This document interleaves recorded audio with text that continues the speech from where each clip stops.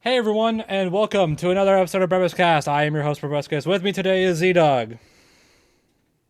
We do be rising like the moon. Or should I say moons, plural. Indeed. And we also have our special guest today. Everyone, please welcome brand new to our podcast, Ethan Espinel. I hope I said that right. You did say it right. Yay! Yeah, hello. I did a good. Yes. I get it. My last name is very hard to pronounce. But it's okay. Got it right. Yay! Hey, Well, hey, at least- anyway, So proud of you.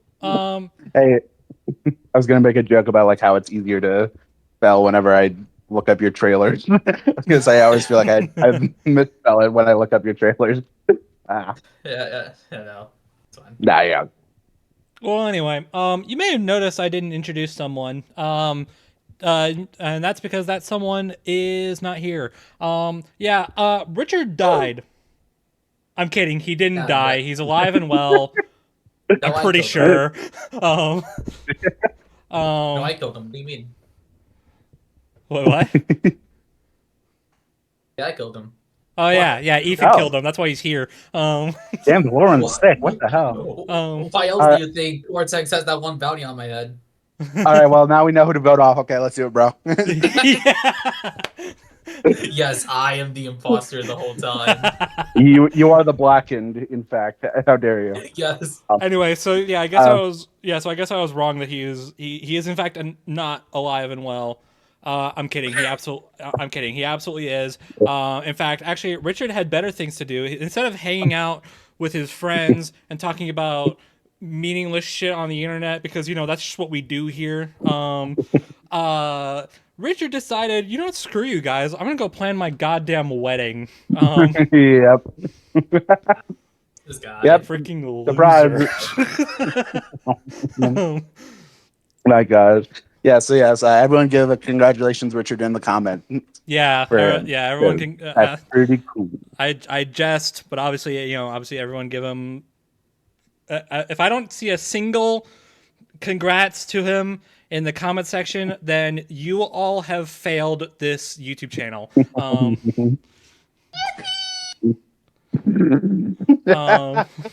You all have failed as a community, and you should be ashamed of yourselves. You get Indeed. no cookies for Christmas. Indeed. Exactly. That's me. Indeed, you're not just getting coal. I'm gonna pelt you with it. But yeah.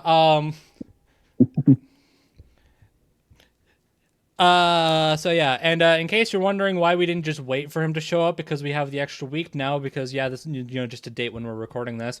I don't freaking know. Next question, please. Yes. How are the wife and kids? God. Like, let him get married in peace. Let him enjoy. He abandoned us to do it. let him be with his significant other. Exactly. I mean, he could have even invited us. I don't know. That would be. I don't freaking know. Yeah. Anyway,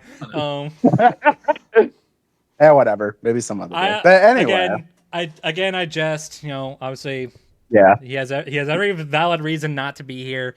Yeah. And he should be here the next time we discuss it. So if you miss his opinions on stuff, don't worry, he'll be back by the next time we do this again. Hopefully. Yeah.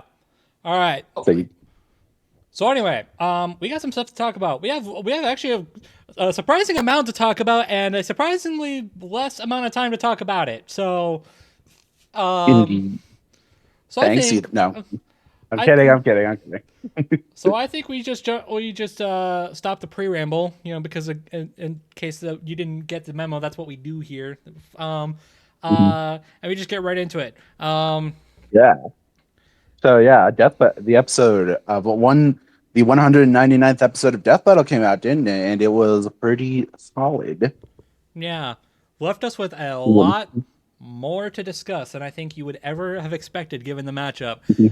Because yeah, Hulk versus Godzilla. Now, if you thought this was just going to be a battle of pure savagery and chaos and just all in all just a hardcore monster battle, you were half right. I'm gonna say half that, but half something a Yeah, little more or bit less. more. More or less. Yeah, have something a little bit more though, a little bit more than you would have expected Yeah. from this. A little bit of everything, more or less. Yeah. Yeah. Um. And you know what?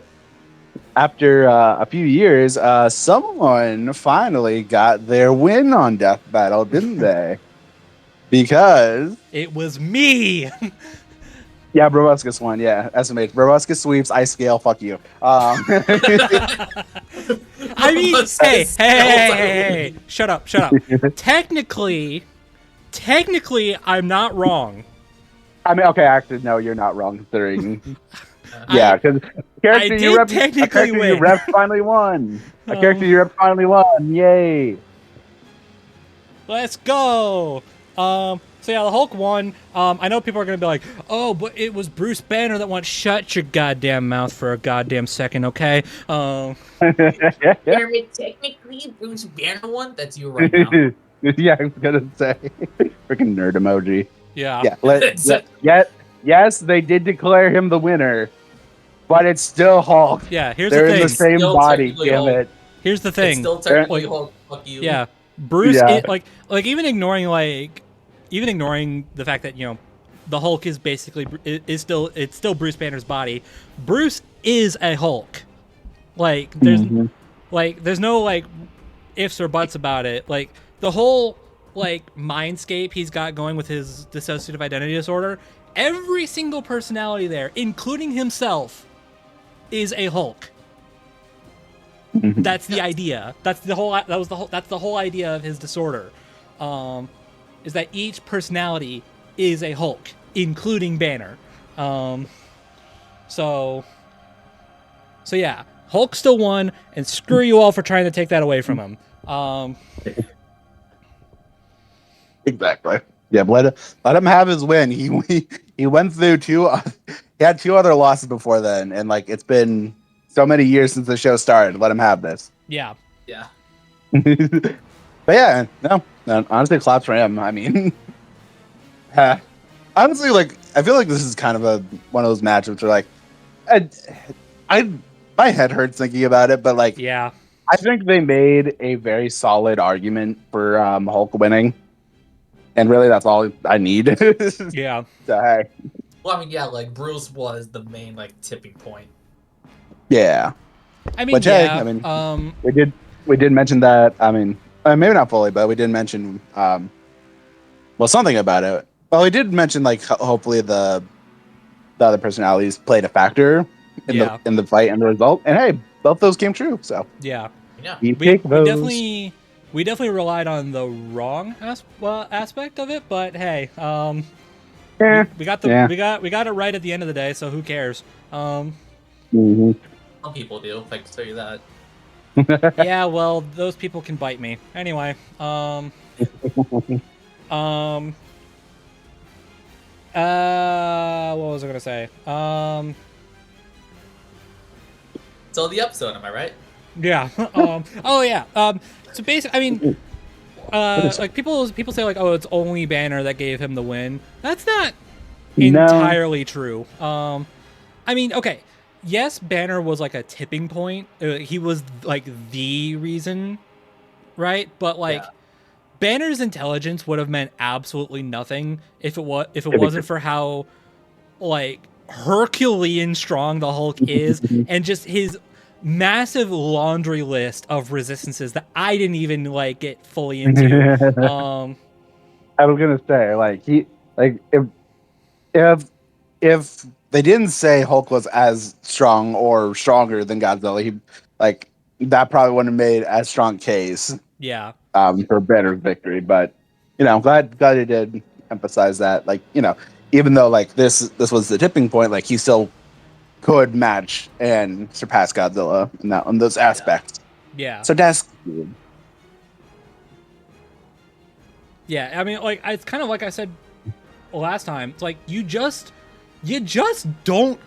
can't kill this guy. Exactly. Yeah, he just can't stay down.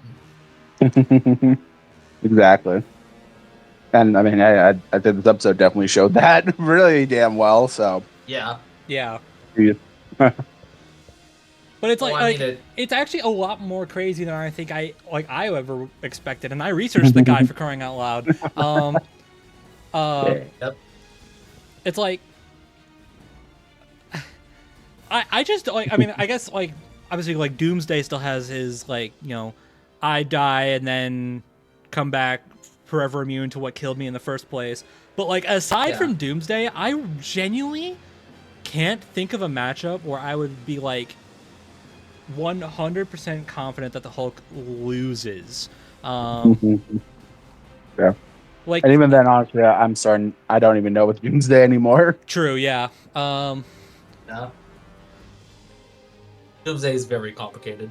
Yeah. And it's like I know this sounds like a big like no limits fallacy, but it's like again, like it's just true though. Like you just can't kill this guy. Like incinerate him into nothing, mess with his soul, like nah, man. Or he's just like he's coming back. Like as long as he has his connection to the below place, like you're not killing him. You're just not. Like Yeah, you're cooked. Flambeed. Gosh. So it's just like it's really like it like even against Godzilla, it was basically just like the Hulk's like ungodly strength, Banner's crazy intelligence, like even compared to like Reed or Tony, and then the Hulk's like Bible's read worth of resistances. It's like, yeah, that's ultimately like if Hulk didn't have one of those, this fight would have probably been bare minimum a stalemate. Yeah. That sounds sane. This guy. Yeah. So yeah, so like that's why I'm kind of like like I get kind of annoyed when people are like oh it was Banner's victory. And it's like no, it was a team effort. Banner and the Hulk for once teamed up together to take down Godzilla, and it paid off. Smile. Yeah. You'll love to see it. Yes, sir. Yeah, and that's what I like about that compared to the other Hulk episodes we've gotten.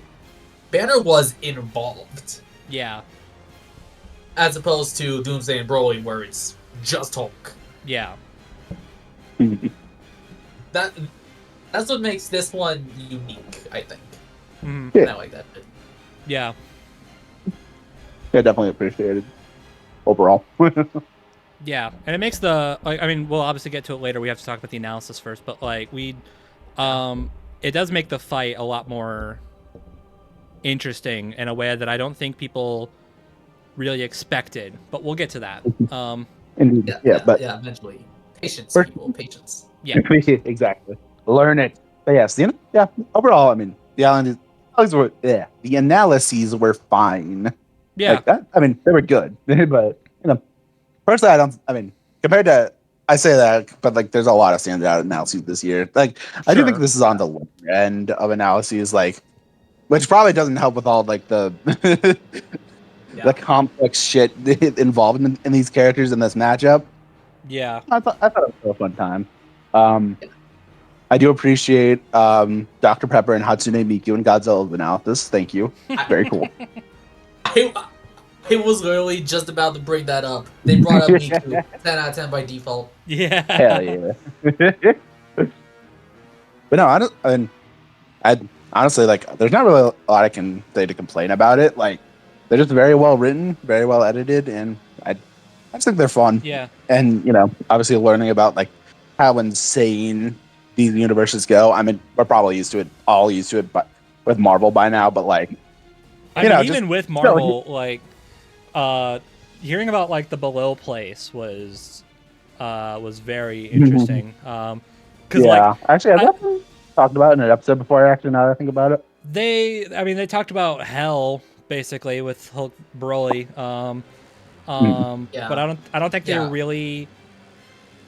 I don't know if I don't actually even know if it was necessarily their fault, because they released that episode during before the Immortal Hulk run ended, which is kind of interesting, but okay. I don't know if they had all of the information on like the One Below All or the Below Place, but like in that episode they were basically like, yeah, it's hell basically. This time they're like, yeah, no, it's not hell, it's hell's hell. right? It's the hell below hell. Yeah. How does that make sense? Fuck you, it's comics, that's why. Yeah. Exactly. Yeah. Admittedly, I probably should have.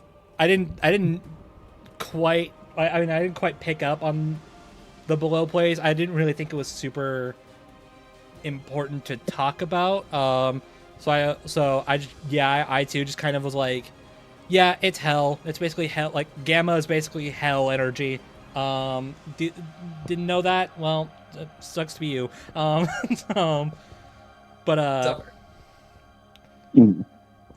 But yeah, I do appreciate. I know we're gassing up Banner. This is the Banner appreciation episode, I guess. Banner appreciation episode. So true. And just like that, I think we found our title. Awesome. gonna say. Okay. Anyway, I do really like them talking about how smart Banner is, because admittedly, I mean, it never should have come as a surprise that I didn't read every single Hulk comic when I was researching him. I just happened to miss a lot of the ones where Banner really shows how smart he is. Okay, I know it's Norman Osborn. Like, I know he's like, some people trust him, some people don't, but he's got good word on how smart other people are. Osborn is very much an egotistical character, so if he's saying that someone is like really, really, really, really smart, then you probably believe him. Still, just saying, he's the fourth smartest person on the planet is like, whatever. Like, that alone is like, it's neat to have, because I even remember thinking I do kind of wonder how where Banner ranks in that sort of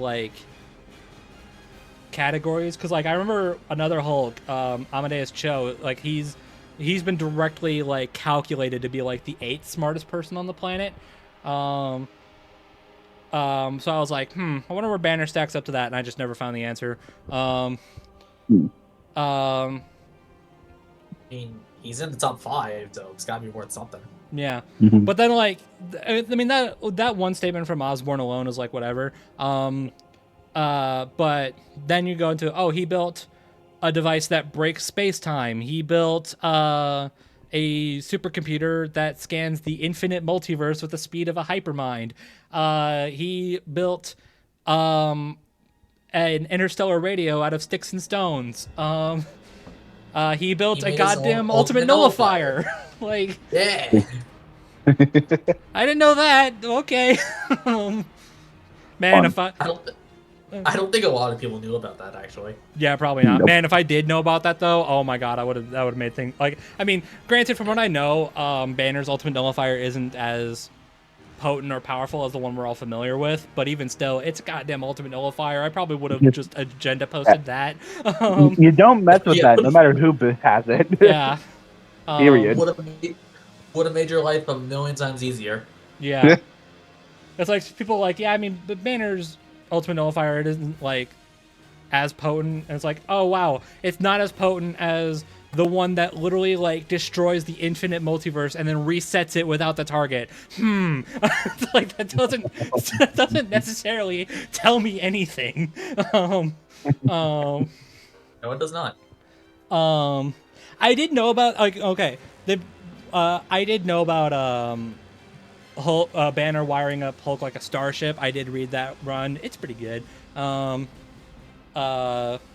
Yeah, I mean, there really isn't any further explanation for that. He literally just like turned the Hulk into a starship and piloted it from his mind. Why? It's his own Because mecha. yeah, why? Because screw you. That's why. True. Gosh. Most true statement. Yes. Yeah. But yeah, I do very much appreciate that. And then Godzilla. Yeah, Oh, dear. big scary lizard man monster, not man. Monster. Again. That's all well and good. And then Ultima shows up. And then up in Ultima. I Okay, valid point. However, Hatsune Miku. Yeah, who True. needs Ultima when they're Hatsune Miku? Yeah. So, No, but- yeah.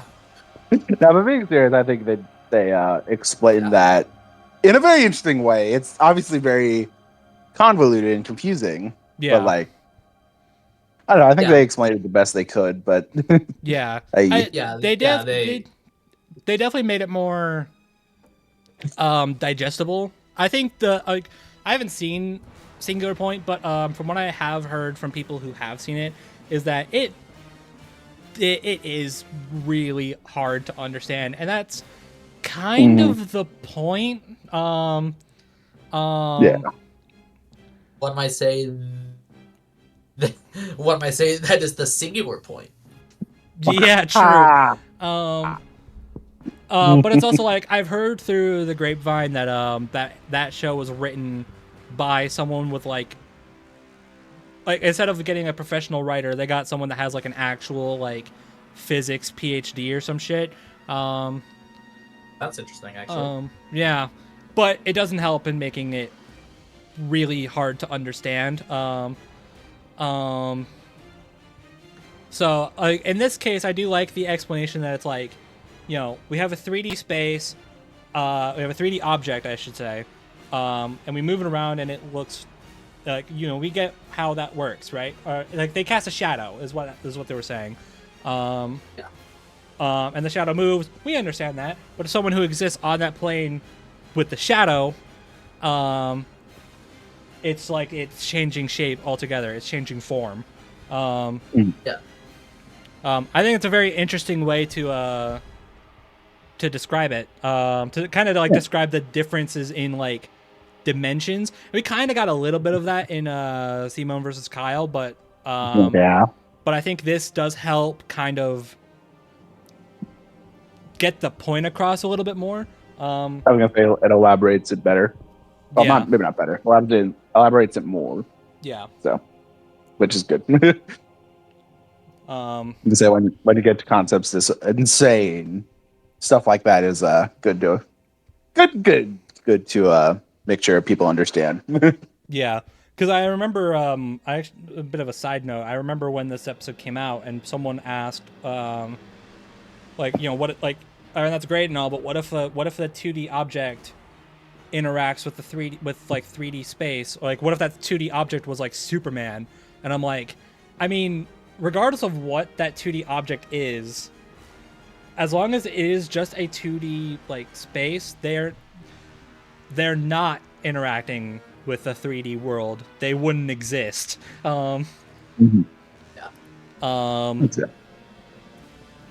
So yeah, like that's just not how that works.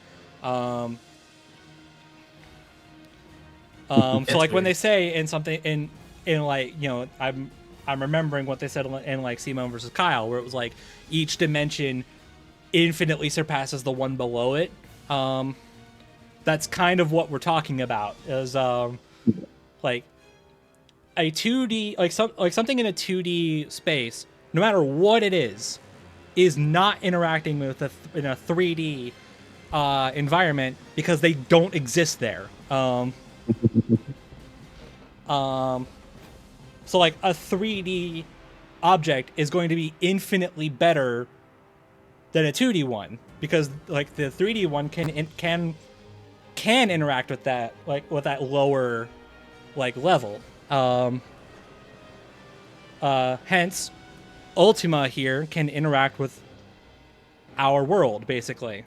Granted, it's through avatars, but still, it is. Whatever works, it works. Yeah, like it is through avatars, but it is still Ultima. That's the thing.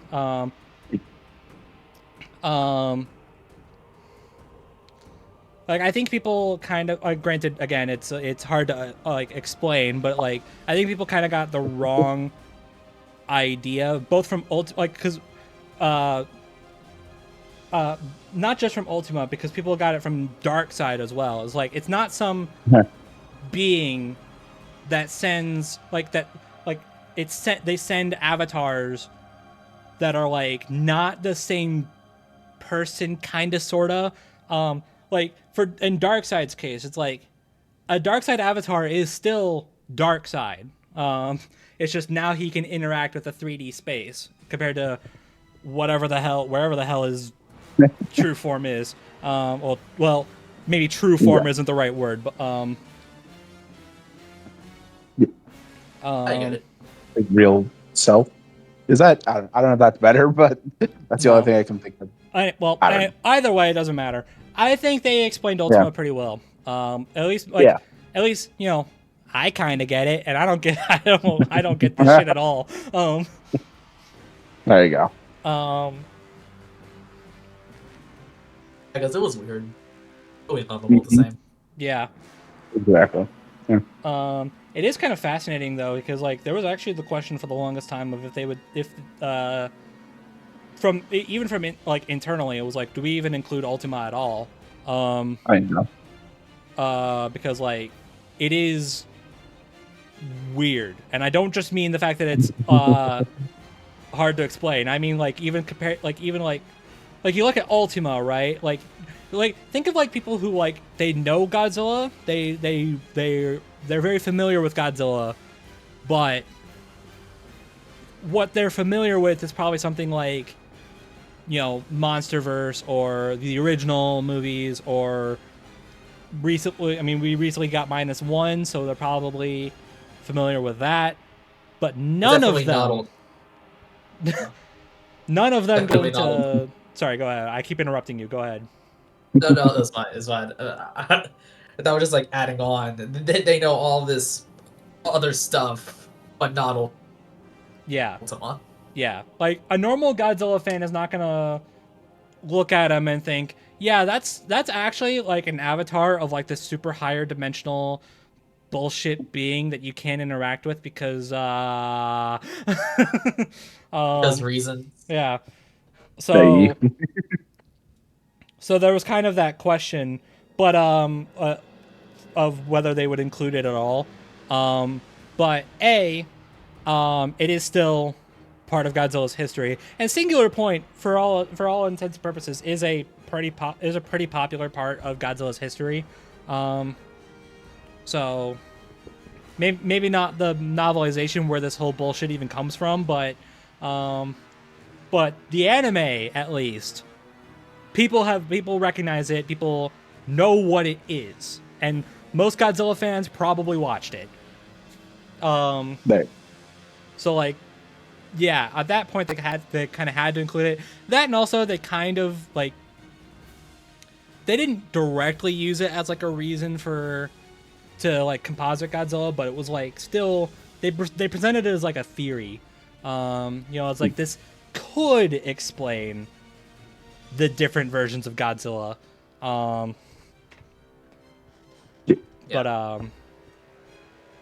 yeah. No, I think including it was good, honestly. Yeah. Especially with what they did with it in the overall. Yeah. Which on that note, oh wait, hold on before editing good. Yeah, true. All right, obligatory note. Over. All right. Yeah. Now shall we get to the fight? In other news, and this just in breaking news: water is still indeed wet. Yeah, fight. Let's good, do it. It's good to acknowledge it, no matter how obvious it is. But yeah. Yeah, I should know. I have water on me right now. Yeah, there you go. That's important. Like yes. But yeah, the fight. It's pretty solid. Oh my gosh. Pretty dang good. Mm-hmm. And again, leaves you with a bit more to think about. But we'll get to that. To be fair, it does start as a pretty typical monster mash. Yeah. Kind of like what people were expecting, Hulk, it's just Hulk maneuvering around Godzilla, doing cool stuff. Which I do really like that they included that. I am still kind of disappointed that they didn't go with the idea of Hulk spinning Godzilla around. Yeah, but I mean, I actually do want to come back to that, but actually, you know what? No. So I guess kind of explain what's going on here, basically. Because little behind the curtain detail you probably knew, but in case you didn't, I'm gonna tell you now. This episode as a whole is basically, the fight anyway, is written with the idea of what if we dropped Hulk into a Godzilla movie? That's the general idea. That's also that's why I know we're jumping ahead quite a bit, but that's why the music is very Godzilla coded. But again, we'll come back to that.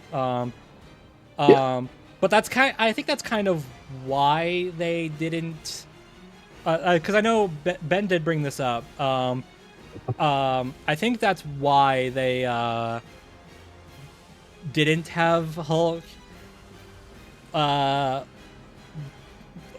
so long. so long. Yeah, spin him around and shit. Yeah, because it'd be too. It would just be too.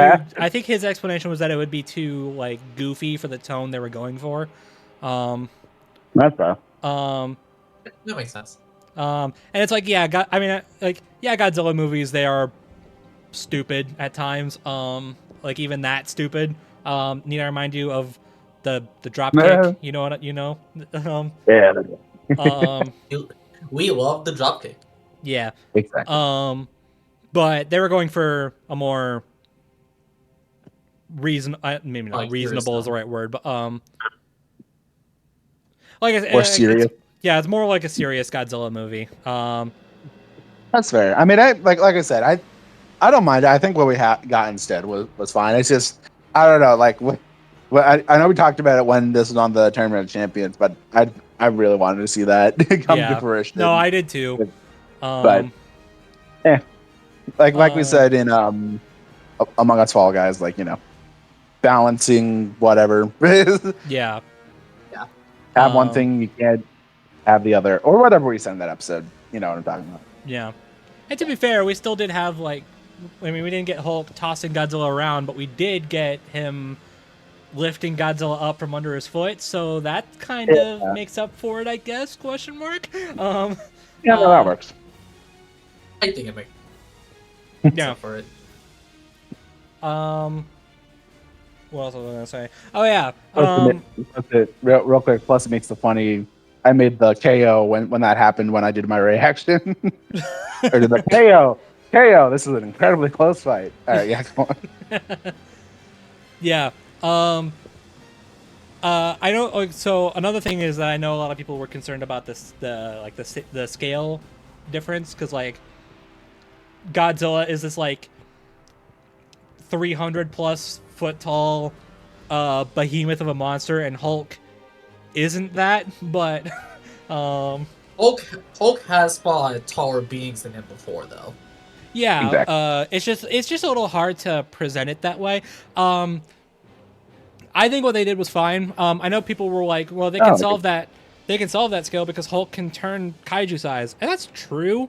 But I think they really wanted to emphasize this sort of like David versus Goliath approach with it, and I think honestly, like it would have been. I guess it would have been kind of cool to see like kaiju-sized Hulk fighting Godzilla, but I think this works better. Yeah, no, I agree. Like I don't know, it feels more natural, and especially if they wanted to match the tone of a Godzilla movie, I think it fits a lot more. Which yeah. But I will say, I do think like a lot of the start, like with the size thing, especially like at the start where we see him jumping onto Godzilla and like doing jumping from building to building, and then yeah, dude, that was cool. I thought that was really cool, and then also I really liked basically at the end of that segment where Hulk rips open Godzilla's mouth and then freaking tears his head in half. Dude, that was or not in half. He like flipped it open. It's that was gross, but freaking cool. Yeah, that shit was nasty.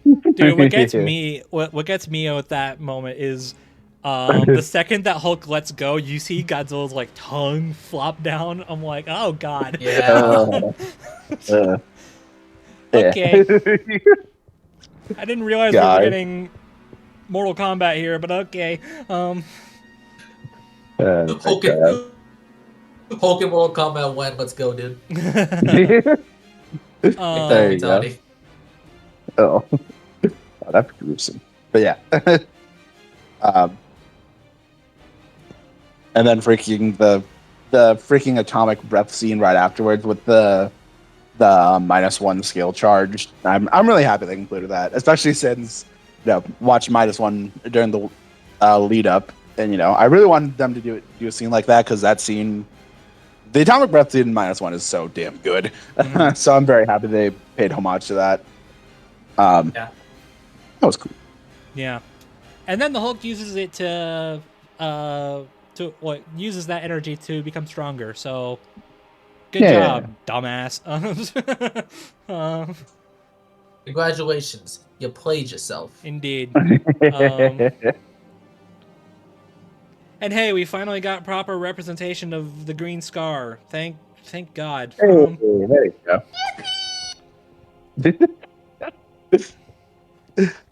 Yeah, that's good to see. Yeah. It is kind of interesting because, like, during the more basic fight, the Hulk is kind of like ragdolling him. Like the Hulk barely really puts up much of a fight. And he's still like mollywopping Godzilla.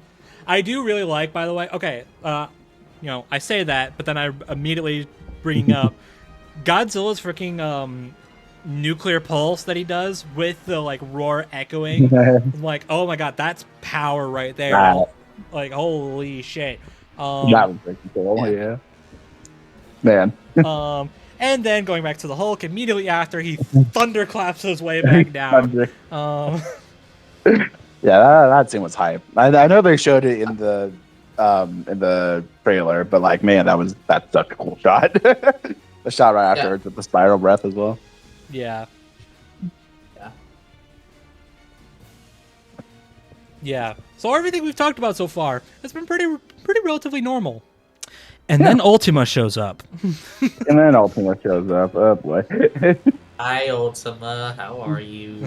Hi, how you doing? Yeah, that's when shit gets great. Yeah. To say the least. Which, first of all, is correct me if I'm wrong. Isn't that a custom made model for Ultima? Yes. Yeah. Okay. Yeah. Both Godzilla models were custom made. Both of them were. Okay. Yeah. I mean, okay. I mean, being real, ripping models from movies is basically impossible. So.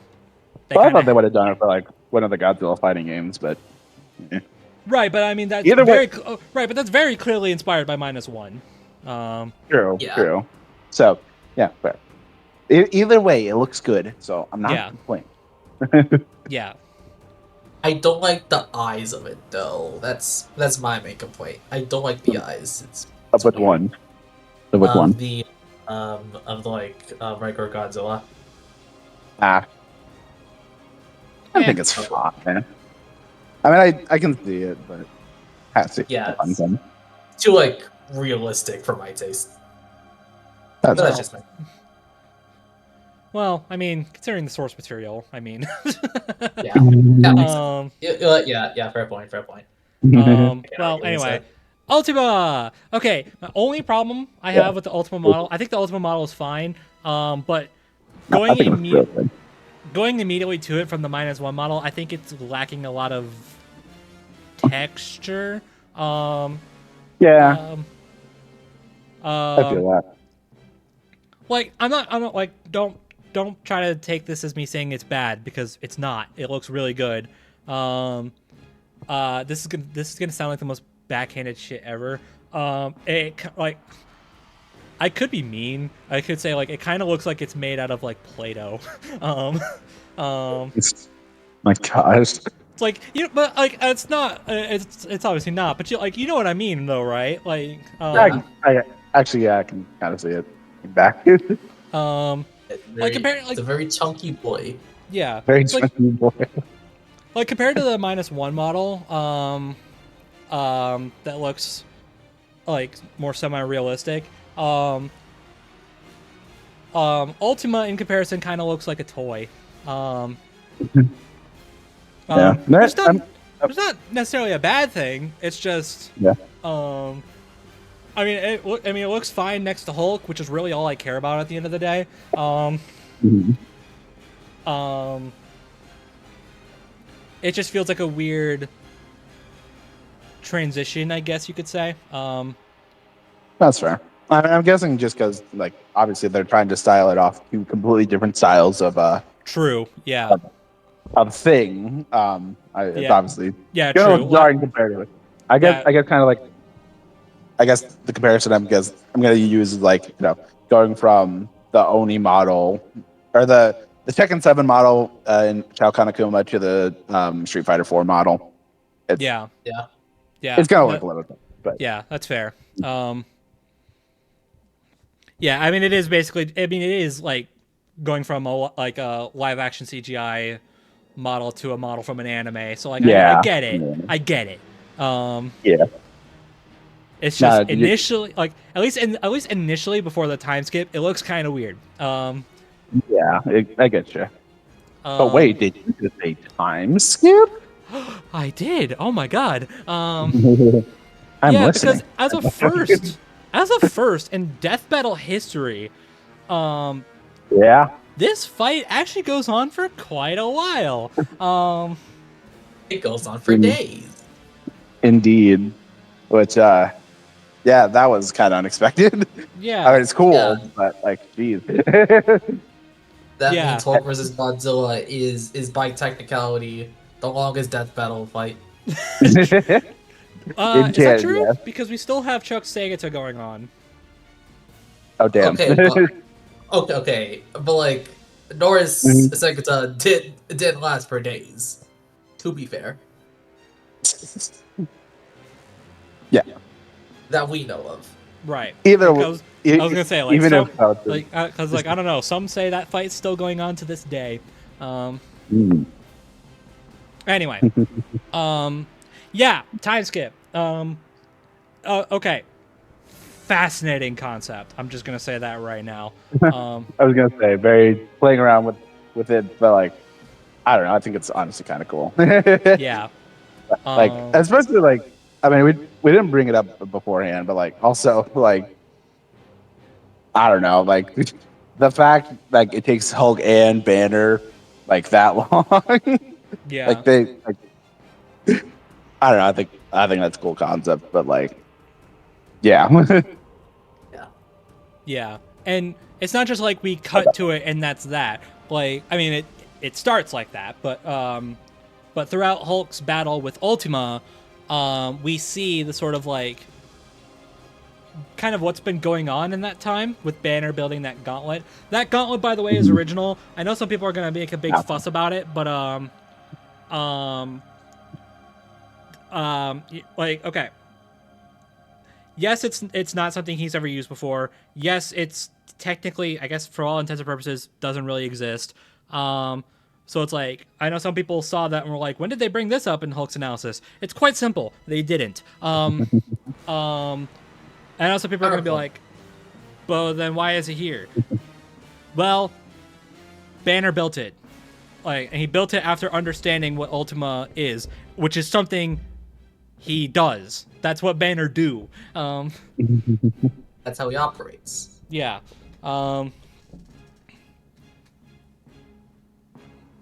Yeah. Like it really isn't that deep, right? Like I know that like that does kind of like breach into like maybe not breach, but it kind of like tiptoes onto like fan fiction territory a bit, which is something they typically try to avoid. But it's like that's still within Banner's ability to do. And it's also like Hulk's, like I said earlier, his immortality and his laundry list of resistances would absolutely buy Banner enough time to think of something like that. Yeah. And that's kind of what they were going for. So it's like, okay, cool. Like we brought in something that's never been done before. Like we're taking something that seems kind of fan fictiony, which again they've been doing their best to avoid doing so, and we're turning it into something that kind of works. And personally I'm into it. Yeah, I think it's cool. Yeah, I mean, it is pretty in line with what they say in the conclusion. So I mean, hey, yeah. I'm not complaining. Yeah. Plus, it looks kind of cool. So screw you, I guess. There you go. Exactly. Yeah. Also, shout out to the dialogue before that happens. Like, how does it work? Well, smash. Yeah. Well, that's fun. Smash. Yeah, just smash. Yeah. No, I like that. That's charming character. Just hit him with it. That's how that works. You're gonna You just die, have to- You will die, by the way, every time you do it. But so from what I understand, this is my guess on how this device works. Is that with each punch the Hulk delivers onto Ultima, yes, it does retaliate and kill him, but it also like slows down Ultima's ability to like maybe adapt isn't the right word, but to evolve. Yeah, evolve, I guess is the right word you could say, yeah. Which is, by all intents and purposes, kind of how they beat him in Singular Point anyway, so it's like, that lines up. Until eventually, we finally get Hulk punching through the Singular Point.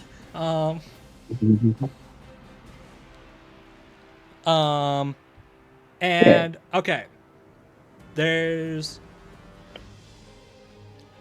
probably a lot going on here. Yeah, probably some more elaboration. So the way that part was written, Ben wrote that. By the way, Ben was the primary writer for this episode. The way in Ben's mind, what that was meant to do, what that scene was meant to. Meant to isn't the right word. What he envisioned was basically Hulk is punching through the Singular Point and killing Ultima. So by director and writer envisionment, like I know people were like, okay, well Hulk didn't kill Godzilla, he just cut him off from the universe. Nah. the idea is okay. It is left vague, and kind of on purpose. So it's like, come up with an explanation yourselves. Basically, that's basically what it ended up becoming, which is what Ben was all right with. So fair enough. But when he wrote it, his envisionment was that Hulk is killing Godzilla. So, and also friendly reminder, it is still a death battle. So, yeah, it's called Death Battle for a reason, folks. Yeah. I'm gonna die. And he does. Yeah. So I guess by official confirmation, yes, indeed, Godzilla did die. He was not cut off from the universe. He just straight up died. But also, the director/writer who said this also doesn't really care if you envisioned it in another way. So I don't freaking care either. So if you want to say Ultima was just cut off and didn't die, then okay, fair enough. He still lost. That's kind of that's ultimately what matters. No matter what, it's an L. So yeah. As long as that got the point across, as long as that point got come across, well, that's all it needs. Yeah, it's all that matters. Exactly. But honestly, gotta say, I think it's kind of funny, but I really like the whole like every time he fails, he just punches through the door again. I think that's a really funny visual, and also just really cool. So yeah, it is kind of interesting to me that they kind of went with the red door idea from the beginning, but it's also like, he does just straight up punch through it. So like that's happened before. There's no reason it wouldn't happen again. So yeah, it works. It also just looks really cool. So, yeah, true. Yeah.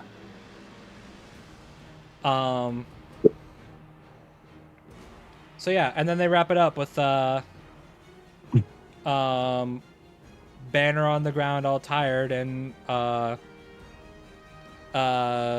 celebrating victory. That sound familiar?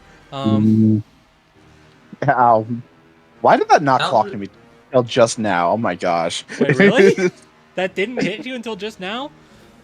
No, okay. To be fair, I haven't really rewatched the episode a lot in that time, but like, fair enough, I guess. Anyway, I mean, I guess this also does kind of like continue the trend of like Hulk surviving what killed him in the last episode, because like in Hulk Broly, or in Hulk Doomsday, I mean, he gets decapitated, and that's what kills him. And then Broly does the same thing, and he survives. In Hulk Broly, he dies by getting incinerated, and then the first meaningful hit that Godzilla lands on the Hulk is incinerating him, and he comes back. Wow, yes. So it's fun. Continuity. Yay, continuity, our favorite. Yay! Love to see it. That's just fun. Yeah, it is. It is fun. Yeah, I mean, I don't know. I just honestly, like even beyond like just looking cool. I mean, I feel like the visuals are like obviously a very big highlight, but I don't know. I do appreciate a more unique take to the fight. Like obviously the first half is still like what you probably expect when looking at this matchup, like it or not. Yeah. Yeah, I do appreciate a very unique take in the second half, and when I understand it didn't work for everyone, but I don't know. I appreciate it. I thought it was really cool, in both concept and presentation. So yeah, I mean, really, and really the only problem I have with it, and this really isn't that big of a deal, is that once you hear Bruce start like monologuing, you kind of get an idea that like, okay, so he just wins now, right? Like that's what we're doing here. I mean, so like so like it's basically like by the by the time you get to like the second half of the fight, you already know who won. Yeah.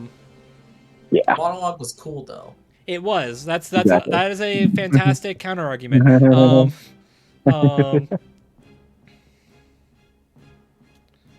You don't have a counter. You don't have a counter argument of yourself now, do you? So I mean, it doesn't. win. I mean, it doesn't bother me. It's not. I guess I said it was a complaint. It's really not. It's more of like an observation. It's like by the time, like, basically, once Bruce said like that he understands what Ultima is, I was like, okay, so he won. GG's no re. Yeah.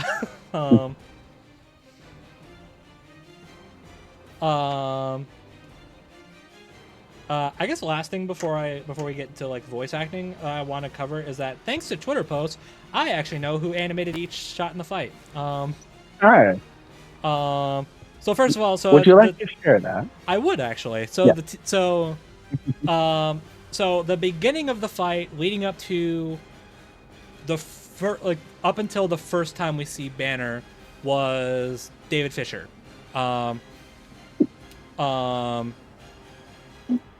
Then once we get then after that, Devil Artemis takes over up until we get the red dust. We're not at Ultima just yet, but the red dust. And then that's when Luis takes over. And this is going to become important later. Because Luis basically animates everything else up until the singular point. That's once we get into the singular point dimension, that's Devil Artemis, and then he finishes it. Getting a little practice in, I see. What did I say? Something. So basically, Sorry. Devil Artemis, who is the lead animator of this fight, doesn't animate either Banner or Ultima up until the very end. That's funny. I just think that's funny. Yeah, I mean, hey, everyone else did a great job, so I mean, can't complain. Yeah. Big claps. Yeah, I'm just gonna say this. The animation on this is basically perfect. Like I have no problem with it at all. Yeah. I was gonna say, just looks great, like all around. Yeah, like it looks nice, it flows nicely. I guess some people complain about the pacing, but that's not really the animator's fault. So screw you. You know, that's more script writing if you're gonna complain. Yeah. But I mean, it is a fair it is a fair complaint though, admittedly, but not one I agree with. But I can see it.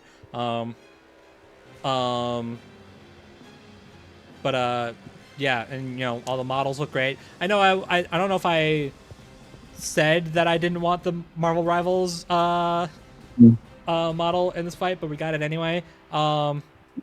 But to be fair with what they were doing, I was gonna say I think it works with what they wanted to do with the fight, and I don't know. I think they made it look good. Yeah. So. Yeah, it's the model itself is fine. I'm just I don't know, something about it. I guess it's more Hulk's design in the fight rather than the model design as a whole in Marvel Rivals rather than anything that's the fault of the model itself. It's the hair, isn't it? It's the hair and it's the overall like body proportions. I'm not gonna lie. Like I think, like I get that he's big, but he's not that big. That's fair, I guess. No, that's fair. I don't know. It looks fine. Like it looks fine in the fight. I don't have any problem with it. And I guess it especially does look really good next to Ultima. I don't know. I guess if they were gonna go with the -1 model, I probably would have preferred something like, I don't know, from Avengers, you know, the game. But the one everyone hated. Yeah, the one everyone hated. Hey, that model looks good though. Yeah, it does. It does. But whatever. But anyways, yeah, Devil, David, and Luis, they all cooked. And I have no notes on their behalf. Same here. which, considering how much shit Devil Artemis has been getting this year, he kind of deserves it. Yeah. He kind I of was deserves something gonna. that looks this good. Yeah. There you go. And then moving swiftly onwards, I guess we got voice acting. And by that I Wait mean, a second. and by that I mean the MVP on this in this is Don and Bennett as the reporter. I was gonna So say, true. So true. So hell true. yeah, her first role at a death battle since Naruto. Yeah, that's still Yeah, crazy to yeah. me. Nice to hear. Nice to hear. Yeah, That's always nice. yeah. I guess I'm just kind of used to them getting like. I mean, I guess it's not really much of an office anymore, but it's like I'm kind of used to them getting like in-house people for their background actors. Mhm.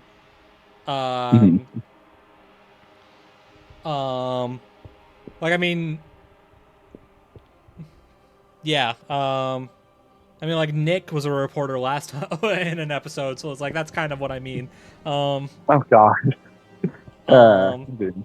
I wasn't expecting to go from that to freaking like Dawn M. Bennett of all people. Mhm. Not that I'm complaining. I'm a huge fan of hers, but um, Yeah. and she does a good job, so it's like whatever. Yeah. Now just give her Actually, come to think of it, just give her a combative role next time, cowards. there you go. I forgot to think of what. I wonder why they didn't just get Ringmaster. I don't know. I guess I was just thinking to the whole Heihachi Geese thing. Like Well, I mean, he was it's like not really an announcer. It's not. It's not like a. I mean, yeah, you're It's that's a very different kind of like reporter question mark. yeah, you're right. I don't know. I guess that's just the. Like they're going by like, why didn't you get anyone in house? Like, I don't know. I think Ringmaster can make a good news reporter. Someone draw a fan art of that, please. Anyway. Yes. Yeah, do that, please. We make them now. Anyway, Anyway, Godzilla doesn't have a voice actor, and Yeah. you all aren't, and anybody who says like Godzilla voiced himself, y'all aren't funny. Get better material. Please though. Please though. And then we got would you rather I say Chris Pratt and no, no, you're not funny either. Rats. Damn it. Oh well. And then we got Blythe Malin as I hope I'm pronouncing that right, by the way, as the Hulk. Yeah. I was gonna say we're getting another role on the show after his role as Heracles. Yeah. Not exactly who I had in mind, but all right. He sounds great though, so I guess I can't complain. You did a very good job. Yeah, and he gets the distinct honor of not just voicing the Hulk, but he also voices Bruce. Good on him. And because of that, he is the best Hulk voice actor on the show by default. I don't know if I agree with that one, champ. He's still good though. He's still good. I was gonna say he's good regardless. Like, don't get me wrong. Like, no matter what, is good. But I don't know. I do like the other two performances as Hulk. Well, the other two are fine. I was actually pushing hard for Richard Barcinas to come back. And to be fair, on the surface level, I do prefer his Hulk, but it's the fact that Blythe got to voice Banner as well that it's like, again, kind of makes it better by default. No, I get that. Like, representing Banner in general is good. I'm glad they got him for that. So, yeah. No, I can understand that argument.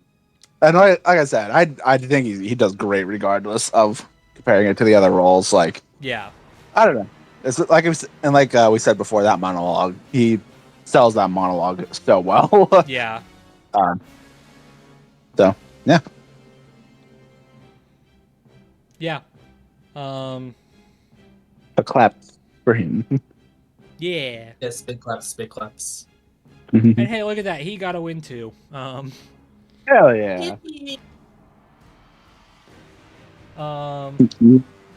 And then there's the soundtrack, which is certainly the soundtrack of all time. I kid. It's good. Okay. It's just I think the problem is just comparing it. Like I said, like with the analyses earlier, we just have so much damn good music this this Yeah. year and last year. Like, it's just hard to keep up. Like bro said before, if it's fitting the style of, like, if they wanted it to fit the style of a Godzilla, oh, excuse me, if they wanted it to fit the style of a Godzilla movie, I think they did that well. Yeah. And I do think Yeah. it is really good as an atmospheric track. It just, compared to like everything else, I don't know if I'm necessarily gonna be going back to listening to it as many times as things like not Idle Hands, as Skin Deep or Power Emotions. Yeah, sorry, Idle Hands Yeah. was the name someone gave that track before the episode came out, so that's why I confused it. Anyway, but yeah, you get what I mean. Yeah, it's Yeah. I mean, a it's solid track. I I mean- do like the track art. I think that's neat. Yeah. Hey, Yeah, it we don't is. really talk too much about the track art. Yeah, this one's really good. I agree. I mean, in general, it's basically the same thing. Like, it's basically the same kind of thoughts I had about Wily versus Tom's track, and that it's really good and it fits the style of what they're going for, and it fits the fight like a goddamn glove. But you're probably not going to see me re-listening to it every single day like I would tracks like Hell's Angels or Spiral of Emotions, for example. Exactly. Yeah. I mean, hey, sometimes that you need that kind of track for fights like this, so Yeah. can't complain. Yeah. You need one that fits. Yeah. Yeah. And All right. yeah, that basically just about covers it. I honestly was kind of expecting us to go longer on this one. This was there was a lot to this episode leaves you with a lot to think about. It's a very like Indeed. I used the term fascinating earlier, and that's kind of just how I describe this episode as a whole.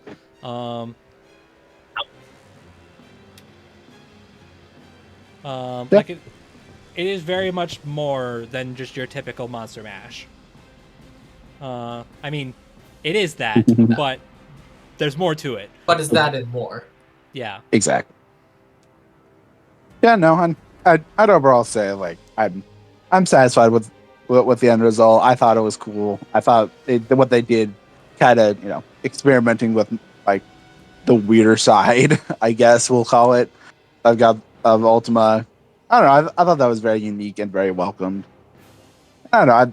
I enjoyed what they did with it overall. So Yeah. I'd say it was worth it. Yeah. Yeah, and I don't care what anybody says. I know this episode has its fans, but in my opinion, this one shits on Hulk versus Broly. Very hard disagree on that one in my opinion. Like I know that episode's got its fans, but I'm sorry, it's this one. No. I personally think Hulk vs. Broly is the best one out of the three. Purely because I proved everyone wrong saying Broly was gonna win. I still hold that moment very deep in my heart. Yeah, No, right. fair enough. You whatever helps. No, I'm not finishing that. Oh shit! I almost just completely moved on without even acknowledging this. This episode has a shit ton of guest researchers on it. Oh yeah. Yeah, it does. Because I guess I like, in case you needed any confirmation that that there is a Bible's read worth of stuff to look into for both of these guys. Yeah, I think both sides got like. So they had the two lead researchers, obviously. That's just kind of typical for every death battle, and then we had like, I think like 3 or 4 guest researchers on both sides. Like, I'm looking at the list now. Yeah, I'm guessing. Yeah, guessing that's split. yeah. That's a lot of your Yeah. list. He'll say that. Oh my god. Hey, but you know what? That not only does that include Nemesis, which you love to see it. It also includes previous guests. Bang. So Yeah, that's pretty cool. kind of. And in a sense, kind of explains why no one wanted to hop onto a G1 blog. Oh because yeah. Hold because on. because Yeah. everyone that we trusted for that was taken from us. Um, Whoops. In retrospect, isn't it? yeah. So in case you're wondering why the a G1 blog for this episode was never made, yeah, this now provides the definitive reason, I guess. We got robbed. I mean, for the And you longest got time, it was bonus. like, I mean, we knew for the longest time it was going to be a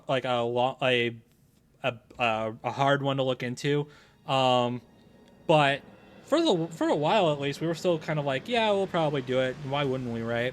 And then a lot of people started, like, a lot of the people we trust with like Godzilla scaling, and especially like researching Marvel comics. They all said no. So that just kind of left a lot of us, at least the ones that weren't in the know, like, I wonder if we'll even have the right amount of people, and really just the right people in general to make a blog. Some people thought it was some people thought it was because this match was too toxic. That's not it. So all you said that, leave us the hell alone. Brother, we tackled both Archie Sonic matchups. Okay, I think we're okay. And Goku Superman.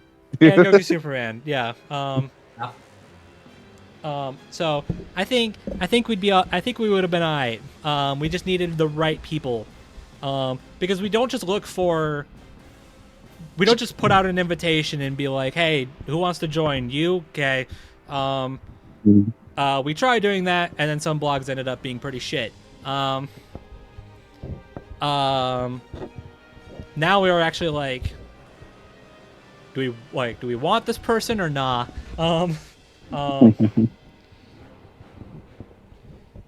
And most of the people we really wanted on Hulk vs. Godzilla said no. So. Yep. And now we know why. Because they were basically all on this episode anyway. They're all taken. Well. Couldn't exactly do a prediction blog if you've worked on the goddamn episode, huh? Apparently, the notes docs for both of these two are crazy, like, extensive. I'm not gonna lie, I kind of want to see them. I'm guessing they're going to be released to the website people. Yeah. If I had to guess.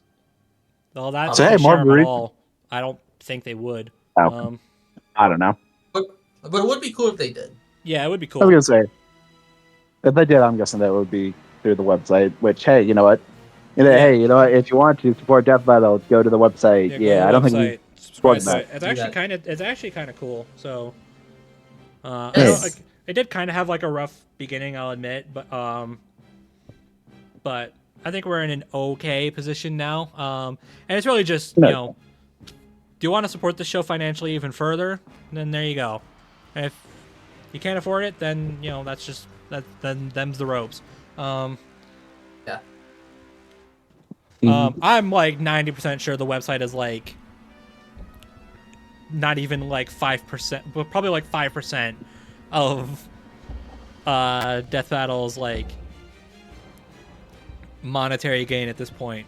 I mean, really, at the end of the day, as long as you keep watching the episodes, we're probably chilling.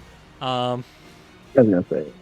And I mean, this episode, I'm actually going to do a quick check. How many views does this episode have? We said it passed million. 2.3 million. Let's go. Keep that number Nice. rising. Hell yeah, there you go. So yeah, cool. Well,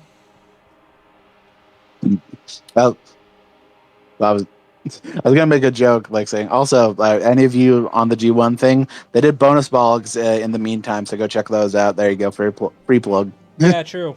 And Doing all the plugs today. for another smaller plug, one of the blogs that I'm actually working on should be coming out relatively soon here. Ooh.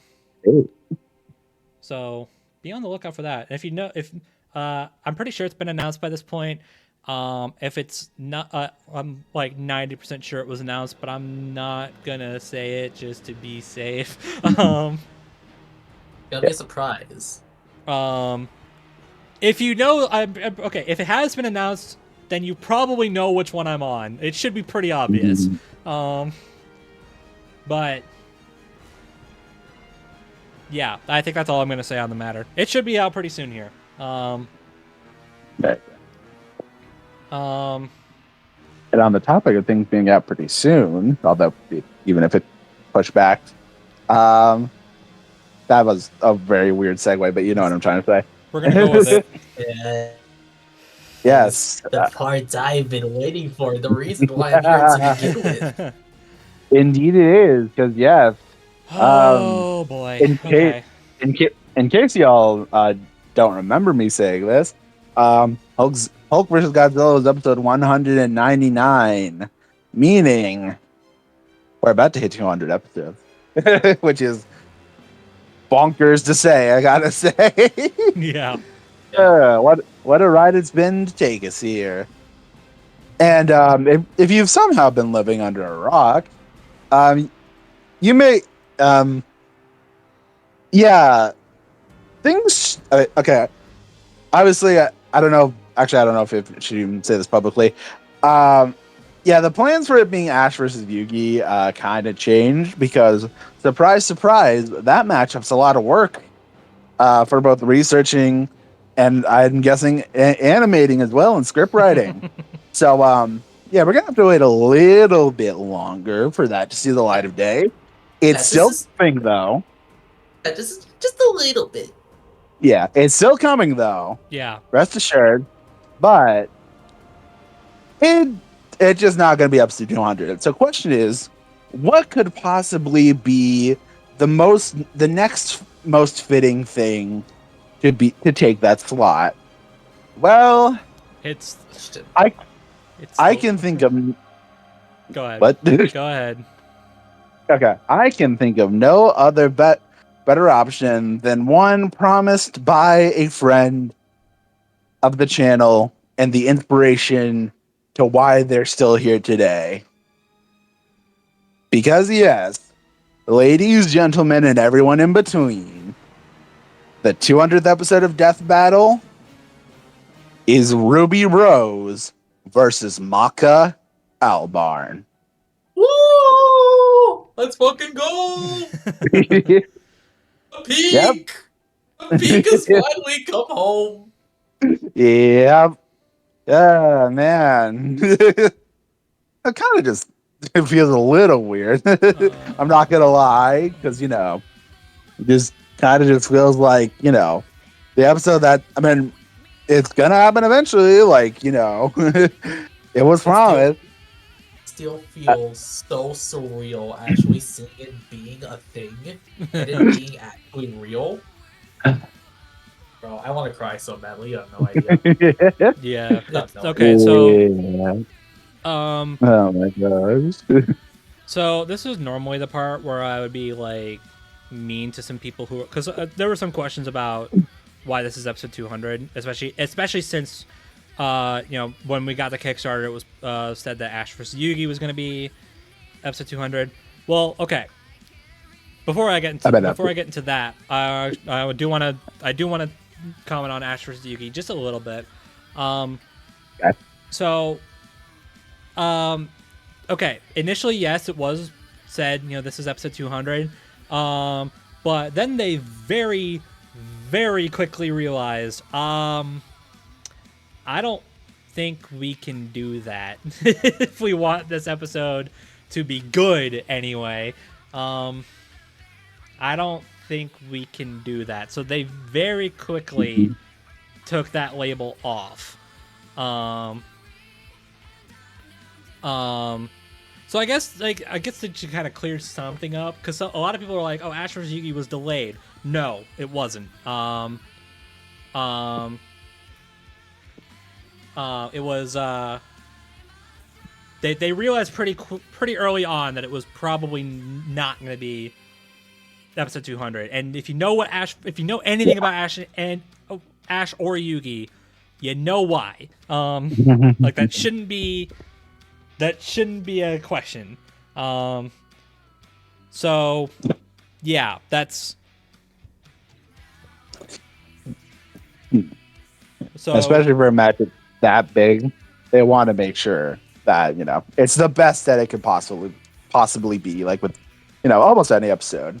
Yeah, it's just like I said before. That episode has a lot going into it in multiple areas. Really? So I didn't get that impression. yeah, I know. A lot more than you think. Is that a wink, wink, nudge, nudge? I don't know. Maybe it is, maybe it isn't. We'll let the viewers decide. Yeah. Anyway. As for this episode, I could be very mean and call out people who are questioning why this is episode 200. But I kind of took a step back to realize that some people just aren't as in the know as you might think. So I'll be nice and just provide an explanation instead of calling y'all morons like I usually do. Yeah. Am I sorry for that? No. But I'll be nice and provide an explanation this time anyway. So basically, this is the most wanted episode of Monty. Good old Monty Ohm, the legend himself, the one who left us too soon. God damn it, I made myself sad saying that. And I guess in case you somehow don't know, Monty's the creator of RWBY. And he's also kind of a big reason why Death Battle even exists. Yep. Because one of his original animations, which is called Haloid, which is Master Chief and Samus going at it. Go check that out, by the way. It is really good. For being as old as it is, damn.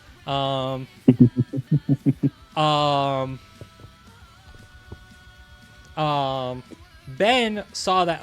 Okay, so yeah, Ben saw that when he was like trying to brainstorm ideas for like what shows for that Screw Attack could do. And he saw Haloid and was like, okay. Well, I mean, this is interesting, but it's obviously like just for funsies, It's obviously just like it's not meant to be taken super seriously. It's just cool for the sake of being cool. But then people in the comments were like, oh, I wonder who. People were like actually debating who would actually win between Samus and Master Chief. So I was like, that seems like a neat idea. And then he looked to the forums and like he saw shows like Deadliest Warrior. And he just kind of realized, like, I mean, obviously, like, the question of who would win in a fight has been asked since, like, forever. But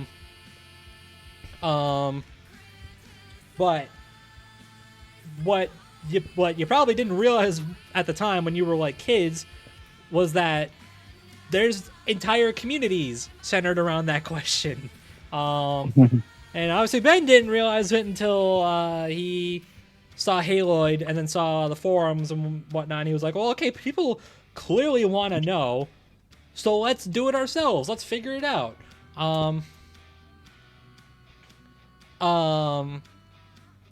So it's really just like, if he never saw Haloid, then there's a chance we might have never actually gotten Death Battle. There's a chance we couldn't be here today. Yeah. Yeah. And just So in general, Monty is just an inspiration. Like, Indeed. like it's just amazing what that guy was able to do And like Ruby as a whole was basically just like Monty had an idea, and he had the idea off like the budget of like a peanut butter sandwich, but he rolled with it anyway. He was like, I want to make this. I want to like, I don't just want to like dream this. I want to like envision it. You know, like I want to. Like if I have to start, see it really alive. yeah, it's like if I have to start ridiculously small to do it, then so be it. And now look, I mean, obviously I know Ruby's kind of in like a weird limbo state, although Volume 10 did get greenlit, thank God. Yeah.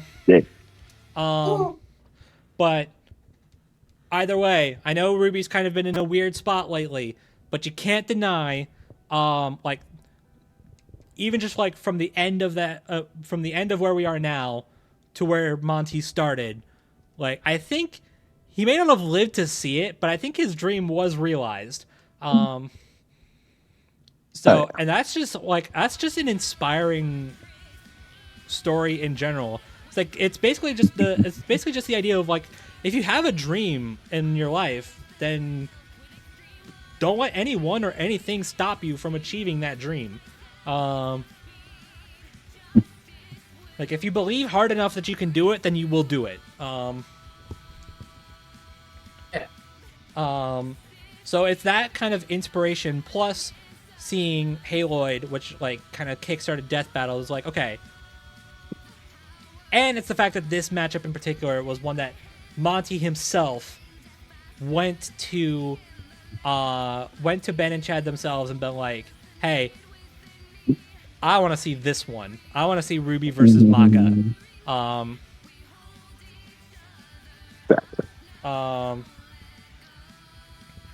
And now here we are, episode like 200 episodes in. We're finally getting it. You know, it you know, I mean, not to bring the mood down, but you know, it is, you know, obviously it is a little bit sad that Monty himself could not have been here to see it. But you know what? Yeah, we can only imagine. In his honor, I think this, like, no matter how you feel about the matchup, I think having it be their second, like, you know, hitting 200, a very, like, not, you know, a huge milestone. I think it is a very worthy milestone. Yeah. Yeah. And I think it is probably one of the best choices they could have made. Yeah.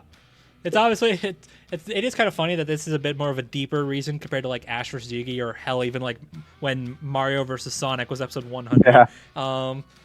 And it's especially funnier now because like by now it's like they don't really care about that kind of stuff anymore. Like obviously 200 is still a big deal, but it's like after 100, like the novelty is just kind of worn off. Brother, 150 was Randy Savage versus the Kool-Aid Man, okay? Like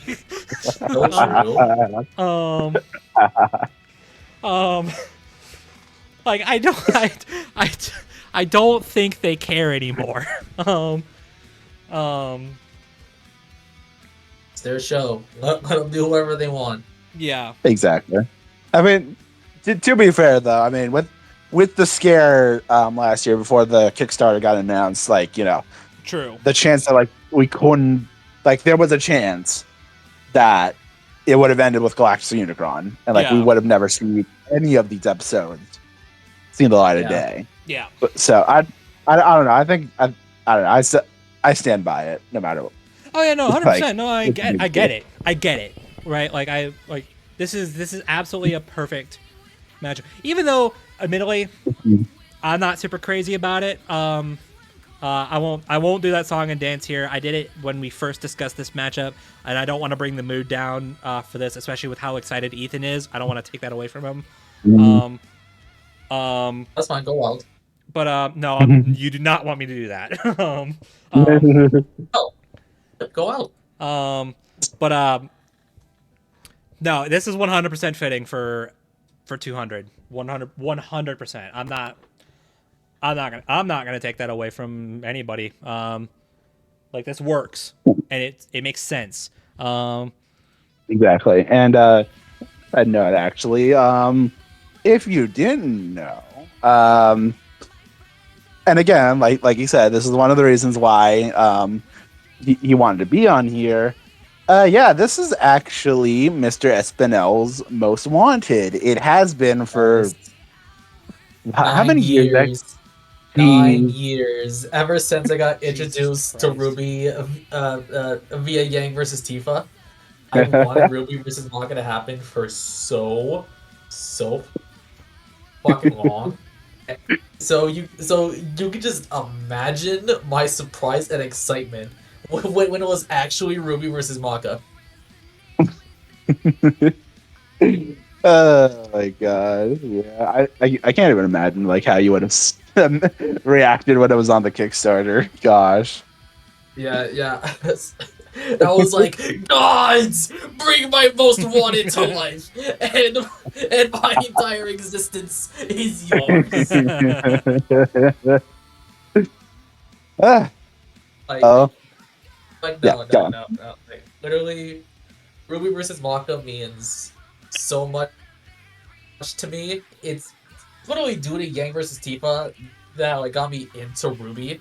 And it was thanks to Ruby versus Maka that got me into Soul Eater. So yeah, There you go. it means a lot to me. Nice. Well, now it's finally here. Well, Yep. it is eventually will be here. Yeah. Eventually. You know what I'm saying. Yeah. But that's cool. Yeah, and also, should mention, like, no, actually, I wouldn't go. I was gonna go into the whole like confirmed matches spiel. Like, yeah, nah, I'm not gonna do that. I was gonna say I know there was a bit of a thing. Like, oh yeah, this is the only confirmed matchup because I know there was a lot of things about that. Yeah. But nah, I don't need to go into that. If you know, you know. Yeah. But yeah, You know. you know, it is cool. It's finally here. So, Yes. no matter how no matter how rocky the road was to get here, it is nice to find them. Yep. Yeah. And as the big 200, that's like crazy to think about. As the Yep. big 200, no less. Yep, 200, and is it going to be? I'm gonna say 200 and almost 15 years and counting. Gosh, Yeah. Good job. I hate it. You have Good no. job. You made us feel old. Yep. And you. I know. Yep. And you have no one to blame but yourself. Proud of yourself. Yeah. Yeah. Well. Anyway. Yeah. No. I mean, I don't. What do you want us to say? Really? And if you don't like it, then suffer. Um. So, Your tears bring me joy. Jesus Christ. there you go.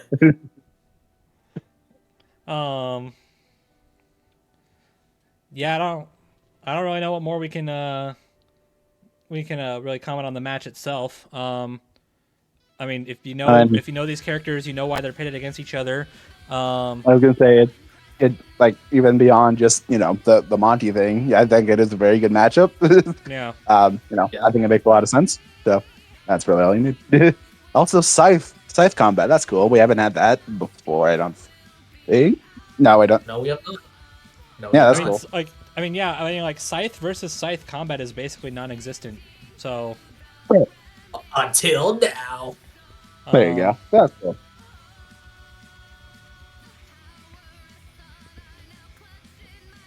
But yeah, big fun. Yeah. Big fun. Yeah.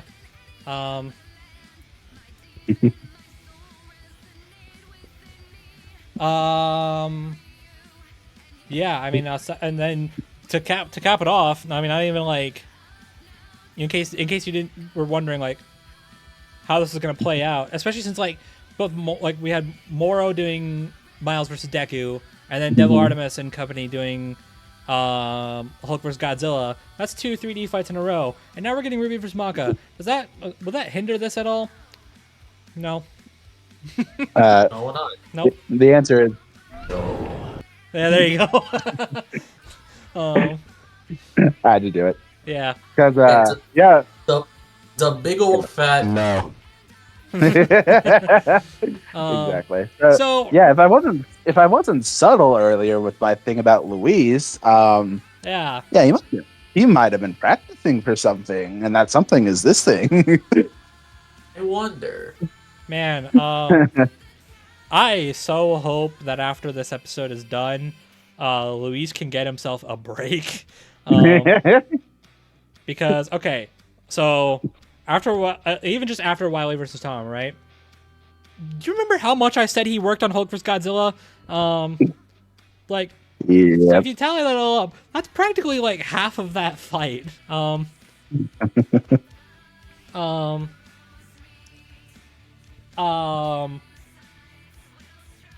And then we're going from that to this. Like, this man has not gotten a day to himself since Wily versus Tom. This man is locked up. He's locked up in the kitchen. Yeah. So in case anyone's wondering why this episode also has a 1 week break, like a week longer waiting period. Well, I guess it's not really longer, is it? It's just kind of like it. I was gonna say it's kind of just readjusting after Hulk versus Godzilla. Yeah. Hulk will delay. But Either way. well, although it does mean that the episode after after this one is probably going to have a shorter waiting period, and without elaboration, that sounds kind of terrifying. Okay. I have a feeling you know something about. It's funny because it's funny because it's gonna be the October episode. Yeah. Bro, I have a feeling. Bro, I have a feeling you know something we don't, but I don't know. Maybe I do. Maybe I do. Maybe I don't. Maybe Okay, you do. whatever. Maybe you don't. You don't know. Maybe I do. And maybe just because of that, maybe I do. Maybe I don't. Am I going to elaborate on recording? Hell no. it's gonna be a Slenderman match, and then we're gonna kill ourselves doing research. Awesome. Anyway. I don't know. Anyway, I was trying to think of the most complex Halloween character I could think of. I don't know why. Anyway, it doesn't matter. Yeah. Yeah. No. But yeah, in case you're wondering why this episode also got delayed, let Luis breathe is really the only thing I have to say. Chill. Give him a glass of water. Yeah. Exactly.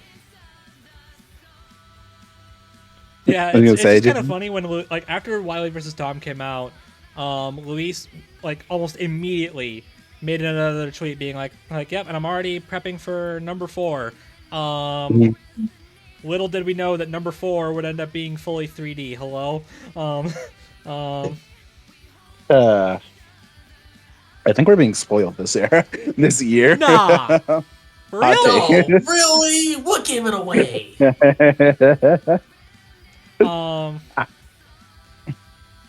Yeah, friendly reminder, the last Sprite episode of this year was still Ghost Rider versus Spawn.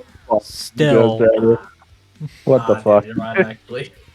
What the hell? Like, I hate that you're right. like, I mean, like I said, we shouldn't be complaining. It's like all the stuff we've been getting is good. Yeah. Just, bruh, what do you mean? Like, how are we going this long? It is like we're having a streak of non-sprite fights. At the next fight, be in sprites, please. I mean, to be 100% fair, I am guessing that. I mean, I don't know for sure, but I am guessing most of that is because of Ash versus Yugi. If Yeah, I had to probably. guess, but that's just a theory. And then also Don't make the like, and also like a lot of the sprite animators did work on Simon versus Kyle. So like that's probably why we didn't get like I guess looking at like Shigaraki versus Mahito, for example. Like I'm just looking at episodes between that and Ghost Rider vs. Spawn. Like kind of easy to figure out why the Sprite team has been kind of absent lately. Well, I guess they really haven't been. I guess they haven't been. They're just not working on sprites. Which again brings up the question of who the hell smoked enough pot to say like, hey, yeah, let's make Simone the Digger versus Kyle Rayner full, like almost like 99% hand drawn. What? Anyways, to give Luis some slack, he's not alone. We do have the same animation. It is basically the same animation team as Hulk vs. Godzilla. It's just instead of Devil Artemis taking the lead, it's Luis. And from what I understand, I could be wrong. I obviously don't know, but it sounds to me, just judging off of how Devil Artemis has been describing it, it sounds like he's got a lot less involvement than I think people are thinking, question mark. Because like they hear like, you know, the Hulk vs. Godzilla team working together again for this, and they're like, oh, they're just gonna, you know, they're gonna split it up again like they did then. It kind of sounds to me like Luis is just kind of going crazy, and then David and Devil are just kind of there for a few seconds. Yeah, that's what it sounds like to me, anyway. Luis might be like, like I don't want to say carrying. Like Luis is the big boy. Yeah, he's the man. But he's still having help. Yeah. Actually, really, I mean, just to glaze him up even further, this man really is like the man of many talents, isn't he? Like he's like a Swiss Army knife of animation. I was gonna say we thought he sounded like first he's the guy at sprite animation. Then he turned to be really good at hand-drawn animation, and now this. Yeah. Now he's really good at 3D animation. Because goodness. Can we call this the Louise glazing episode now? Yeah, it's Louise and Bruce. Louise and Bruce glazing. Okay. Yeah. I mean, like obviously Luis has dabbled in like 3D stuff for a while now. Like most of his like not early, but like earlier sprite animations had like 3D backgrounds and shit. Like anybody remember Leon versus Frank? That had a ton of 3D stuff in it. And then like he did do the sort of like claymation animation in Randy Savage versus the Kool-Aid Man. He also did the epilogue of Goku vs Superman, so there's that. Forgot about that. And then his work on Hulk vs Godzilla, and now we got this. My gosh, keeps on getting better and better. Yeah, and I mean we've been glazing the man himself for a little while, but that we do have the preview. It was why we've been waiting. It's typical. Because that's just how we do. And my goodness, damn, Luis. Like I wasn't like super excited for this match, but man, seeing like not even just like the fight previews, the analysis previews are really good so far. DJ, like Luis isn't the only one who needs glazing for this episode because DJ is going ham both on the edit and on the script. There you go. So yeah. Wow, DJ is writing and editing an episode. Man, where have I heard this before? I wonder. A mystery. Yeah. And hey, don't. I mean, we're good. That means it's getting good stuff, so can't complain. Yeah, I think Yeah. DJ has straight up said this is like some of his like he considers this some of his best editing work. And just judging off of what we've seen so far in the previews, yeah, I can see where he's coming from. I will say, I mean, I don't really have much of a comment on Maka's because I'm not really a big Soul Eater fan. But watching Ruby's, I'm like, okay. Granted, now, I mean, I haven't really seen much of Ruby in quite a minute, especially since like most official ways of watching it have been taken down because of the acquisition. But damn, this analysis is kind of reminding me why I'm a Ruby fan. So because of that, I'm kind of into it. You know, maybe there is some benefit to being both a Ruby fan and a Death Battle fan after all. Yeah, and then there's me, who's a fan of Ruby, Soul Eater, and Death Battle. Yeah. There you go. Anyways, yeah. Circling back, fight. It looks goddamn really good. It looks great. It looks straight out of like Ruby. Yeah. Like what the hell? Yeah, it definitely looks. Good. It looks pretty dang close to Ruby's style. I think this is definitely the closest that I think they've gotten to matching Ruby's style. Yeah. I mean, not that the other Ruby episodes were necessarily bad in that regard. Like they were fine. It's just something always felt like different. Compared to the main show. Which I mean isn't a bad thing. Well, no, it's just like Ruby as a whole, like it's very stylistic. It's very unique. You know, maybe unique isn't the right word, but it's got a very like distinct art style that's like I just don't think it's been matched. And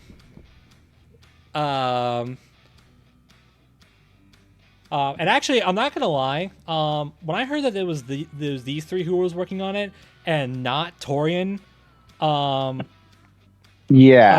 part of me kind of started to get a bit, maybe concerned isn't the right word, but like I guess uncertain about how this fight was gonna look. I was gonna say like it is kind of weird why this isn't the Torian fight, because I feel like that was like a very common prediction. Yeah. Like that was very no duh. So imagine our surprise when it wasn't Torian. Yeah. Like, yeah. What the hell? I think they did. I think they commented on this too. In that, because there's kind of been this like, I don't know if stigma is the right word, but there's like been like an idea going around that like Torian is basically like the next Monty, and like that's not necessarily like an awful. That's not a bad thing to say. That's actually quite a compliment. But it's like it kind of leaves Torian with a lot of like expectations, especially in like the matchups he does. That's true. So I think they just didn't want to lean into that further. Like let Torian be Torian, not Monty. So that's fair.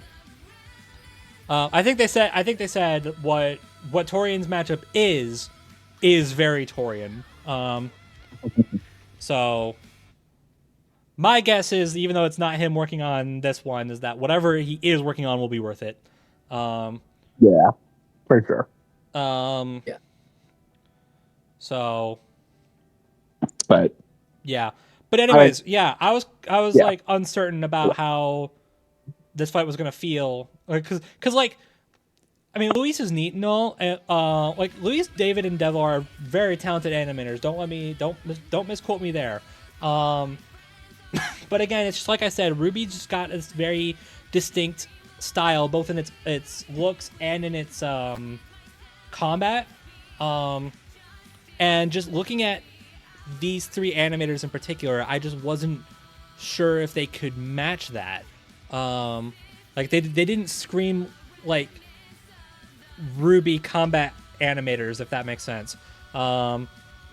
And then I say that, watch as I'm immediately proven wrong by someone being like, "Hey, by the way, didn't David Fisher work on work on a few episodes of Ruby?" And if that's the case, well then screw me, right?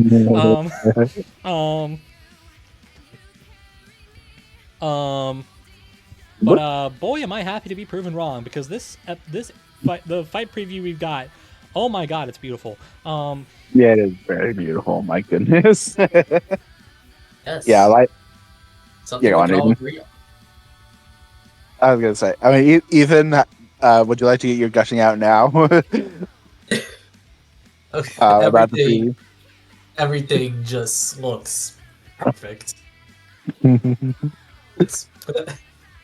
That's all I'm gonna say. Don't think I need to elaborate any further. Everything just looks perfect. I was gonna say, yeah, like everything just looks so smooth. Like the models are really good. It's so fluid so far. Yeah. It's basically perfect. Like my goodness, like Yeah. they popped up. And like I said earlier, like it feels like Ruby is just like directly. It's like they ripped her from like the modern era, which is From the insane. It's funny that you mentioned that, because I'm pretty sure she was. Oh well, but Which I thought, you know what I mean. I wasn't sure, because like obviously both of these shows aren't owned by the same company anymore. So it's like, would they even have access to the Ruby model? I think I heard through like something, I don't know, that like one of like that they like called someone, that still does work on Ruby, and they're like, hey, can we borrow your model? And they're like, all right. There you go. And then Maka's, I'm pretty sure, is just custom. I think they paid someone to make that. I was gonna say that is not. I Yeah. mean, Yeah, even Maka though- is definitely custom. okay, but yeah, no, that looks really good as well. Like I It said, yeah, like I don't even know what to say. I think it blends in with Ruby's really well, which is good. Yeah. Yeah.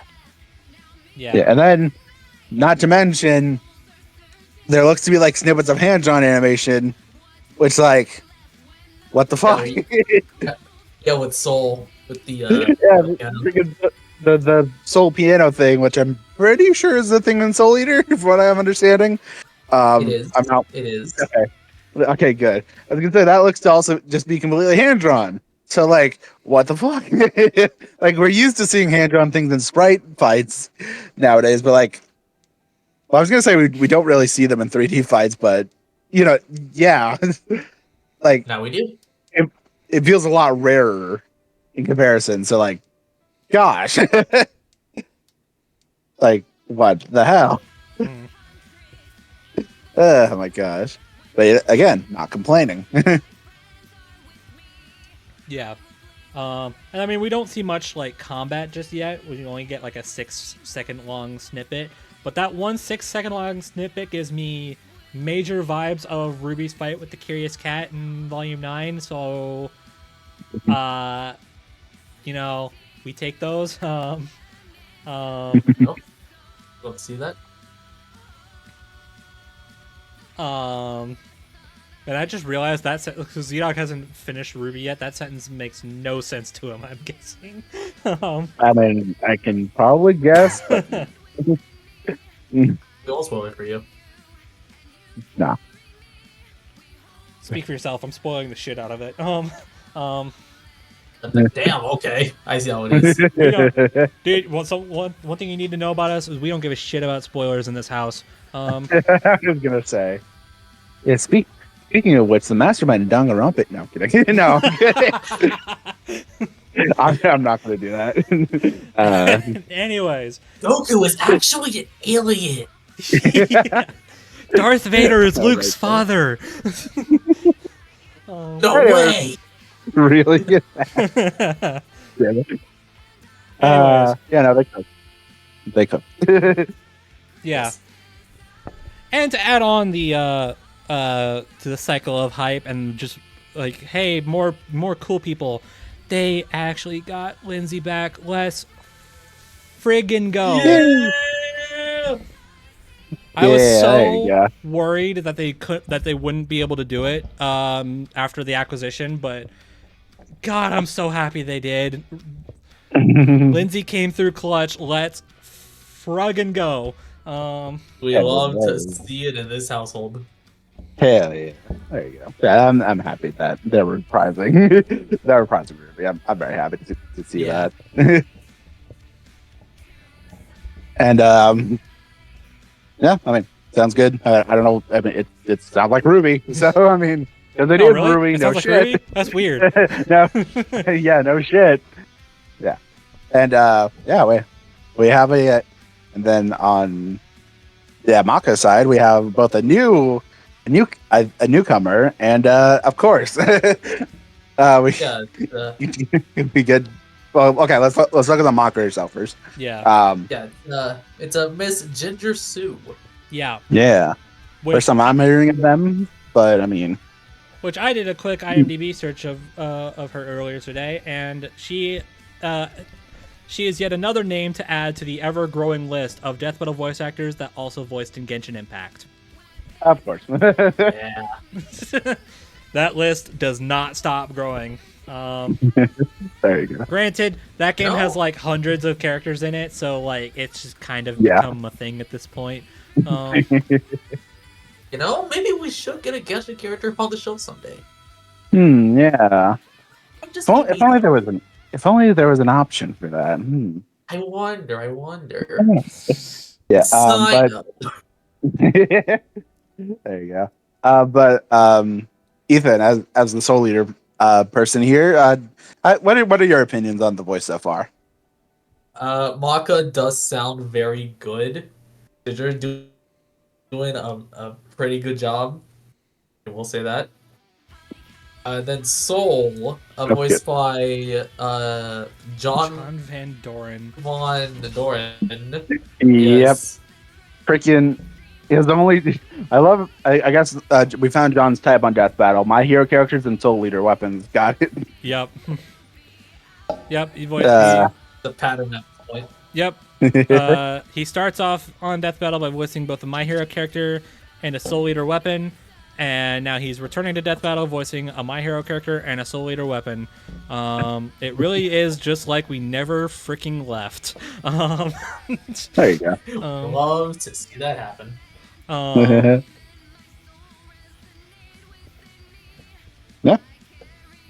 Yeah, I don't know. I That mean, sounds obviously, sounds again, good. I'm not like super familiar, but from what I understand, it like both sound like how they should. So Yeah, it is very accurate. That's good. That's good. All right. yeah, and then hey, Brandon, I know it's Brandon. I know it's you working on this soundtrack. It wouldn't be anybody else. If you don't shred, if you don't like melt faces on this track, I'm coming for you. Okay,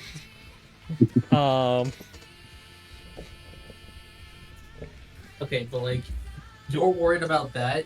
I'm more worried on, please give us Casey Lee Williams for the vocals. There you go. I mean, That is They're my going- one ask. they seem to be going the extra mile here, so I'm guessing that they're getting Casey on.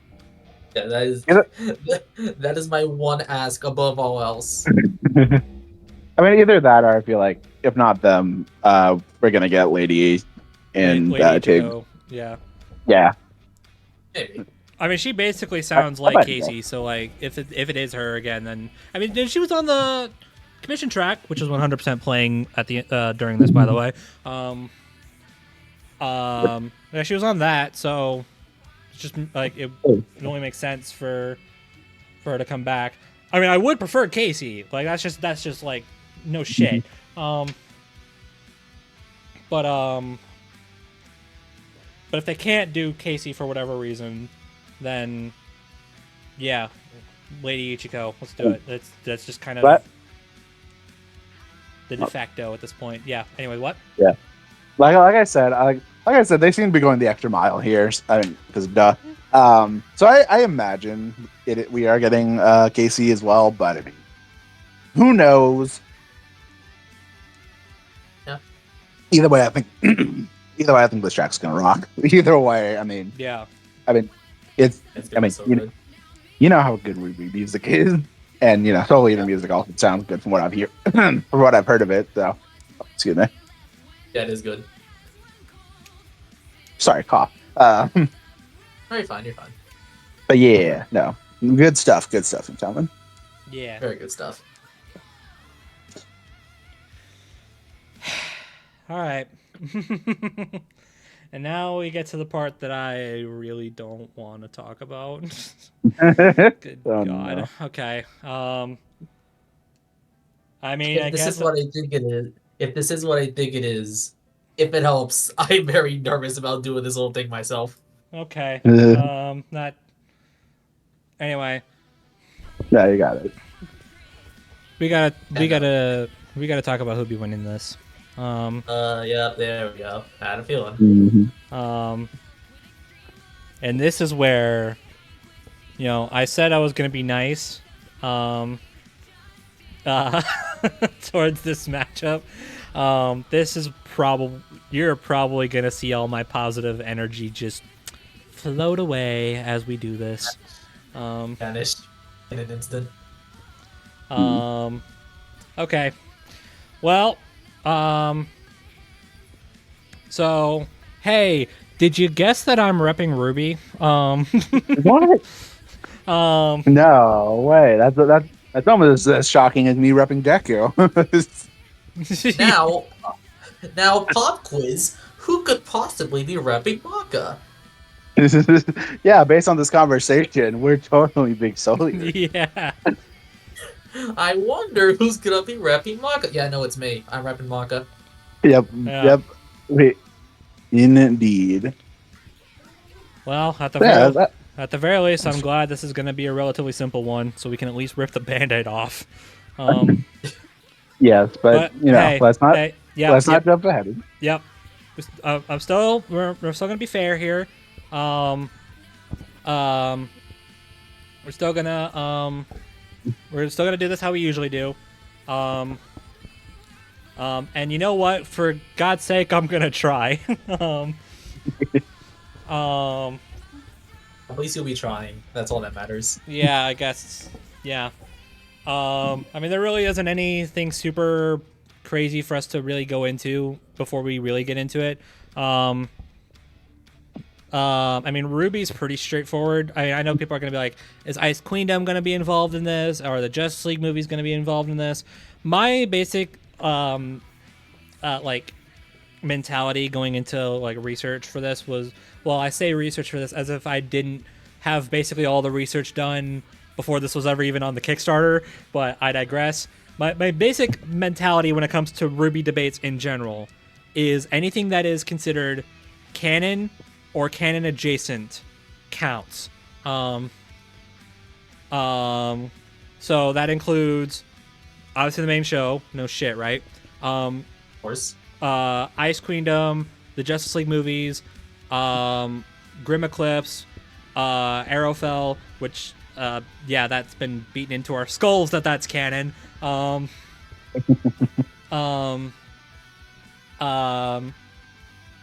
also did look into the Grim campaign, which is basically that's their D&D campaign. I looked into that as well.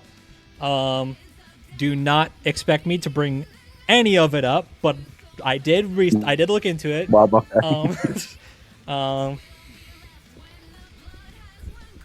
It's just stuff like the mangas and the DC comics those are the big NOs here. Especially the crossover comics. I did not look into the Ruby Justice League comics, whether from Ruby's side or from DC side. I only looked at the movies. Yeah.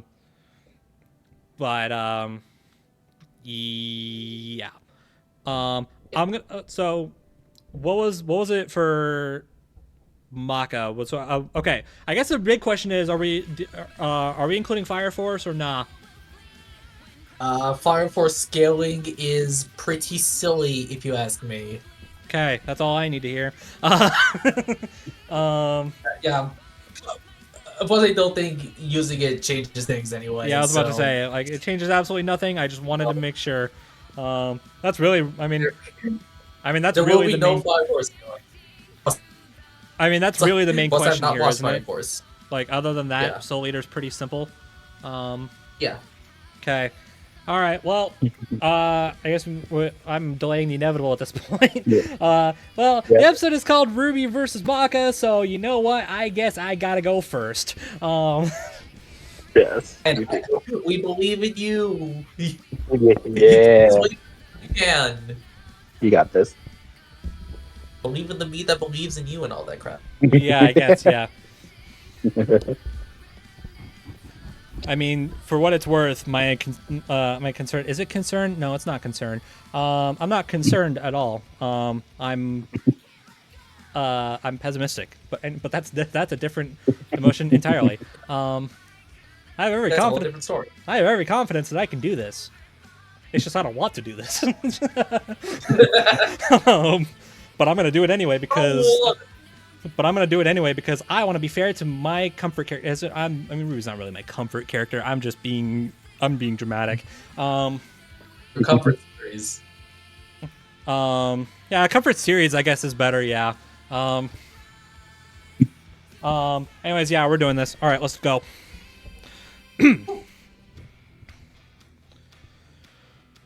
The world of Remnant is a frankly terrifying place. Vicious monsters called the Creatures of Grimm roam the entire planet, laying waste to entire cities.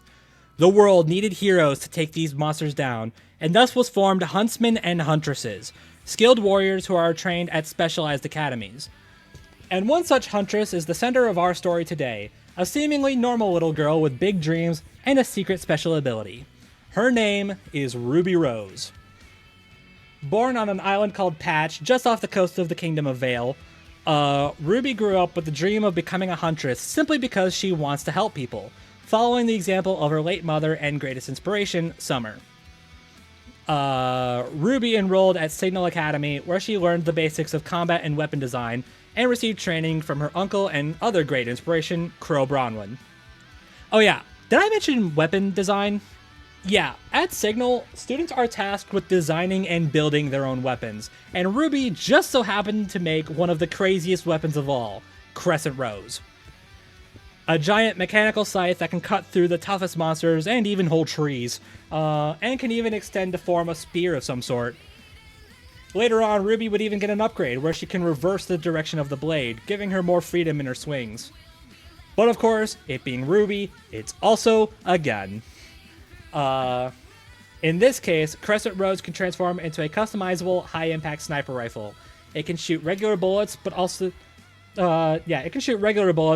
elemental variants, particularly of the fire and lightning variety, using different types of dust, which is basically just elemental crystals.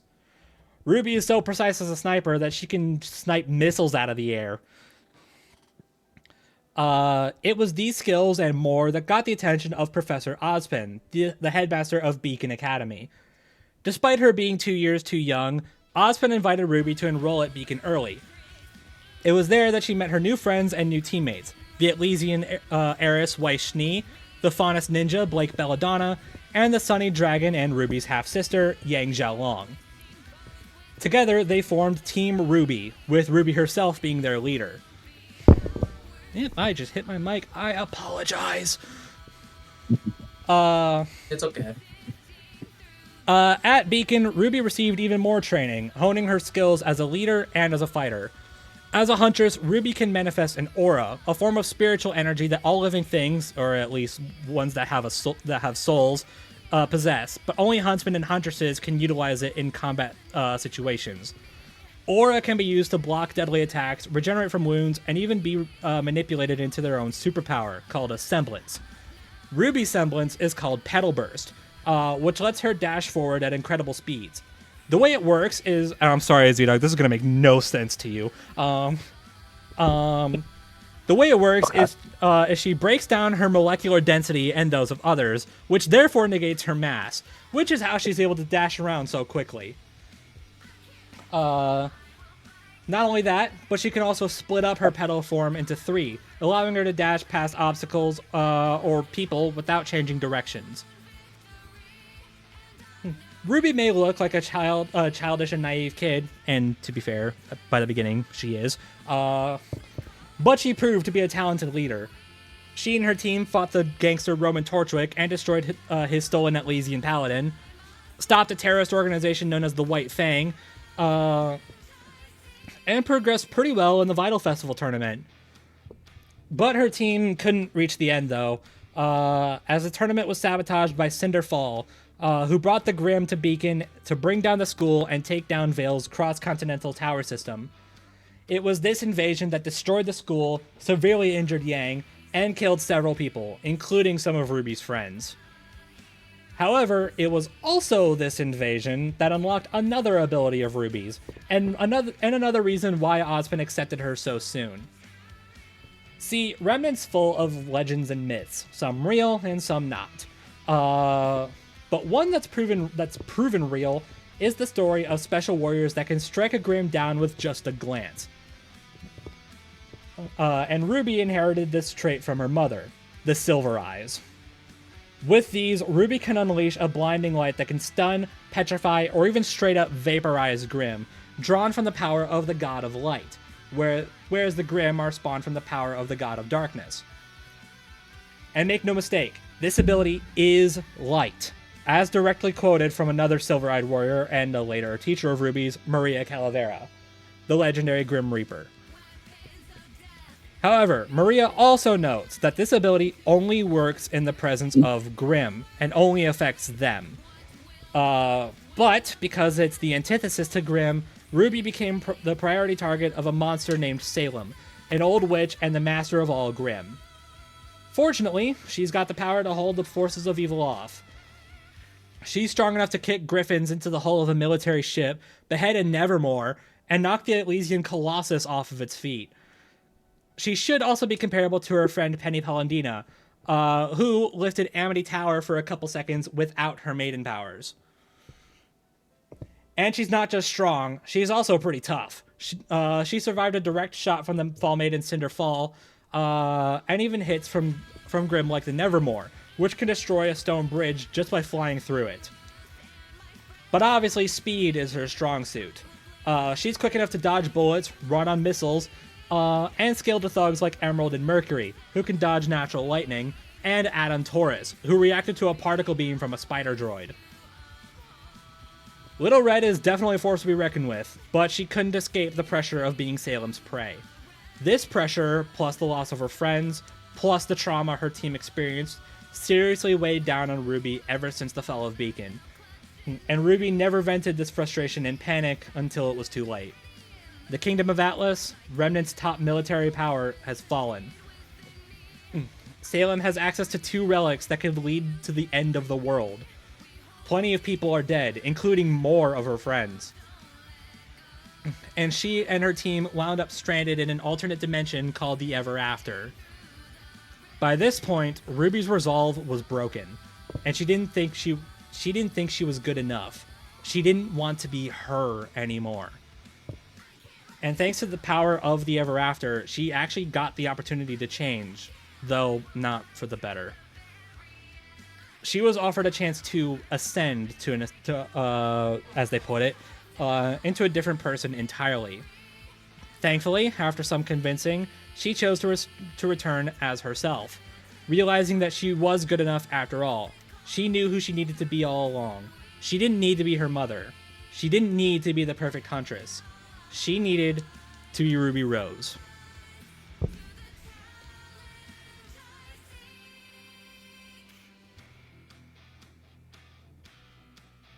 And that's it. Got it? That's what I got. All right. Very nice. Very Nice. Same brain. nice. All right. Very, very nice. I like the ending note especially. And then there's me. All right. Geo Warriors. All right. Yes, Ethan. It is Maka's time. Yeah, mine is definitely not as long as his, but I think I did a decent enough job. Hey, it's it's your first time doing it, so I'm sure Yeah. you'll be fine. Just Hopefully. yeah. Just deep breath, yeah. You'll be deep breath and fine. all that. Yeah. And let me set the tone for you real quick. A sound soul dwells within a sound mind and a sound body. I want you to imagine, if you will, the world is filled to the brim with self-doubt, fear, confusion, madness. All thanks to the Kishin Ashura. Luckily, the Grim Reaper, Lord Death, despite his rather silly look, sealed the powerful Kishin away, never to be seen again. And to prevent another Kishin appearing, Death created a school to keep the world at peace from the Kishin and other such monsters. This is Death Weapon Meister Academy, or the DWMA for short. Only those brave enough to take on the challenge of facing such beasts attend the school. And these two are certainly no exception. Meet Maka Albarn and Soul Evans, more commonly known as Soul Eater. Now, seeing as this duo consists of a goody two-shoes and a bad boy, you'd think they would work out. And at first, you'd be right. However, with enough time and dedication, Maka and Soul would be a fierce duo as Meister and Weapon. Now, pop quiz. What weapon is Soul? 3, 2, 1, time's up. If you said Scythe, congrats, you get brownie points. Soul can transform to a Scythe to be used by Maka. And to say that Maka is good with the Scythe would be a big understatement, primarily due to their teamwork. And that's very important for Meister and Weapon. Because without connecting their wavelengths, they're basically useless. This is an ability called Soul Resonance. Think of Soul Resonance like this, right? On its own, a Meister's wavelength is like an electric guitar, only making a faint noise. But paired with an amp, or in this case, a weapon's wavelength, the output intensifies. And using Soul Resonance, they can not only increase their strength and speed, but they can perform devastating attacks, like the Witch Hunter and Genie Hunter, both of which are very effective against beings of evil.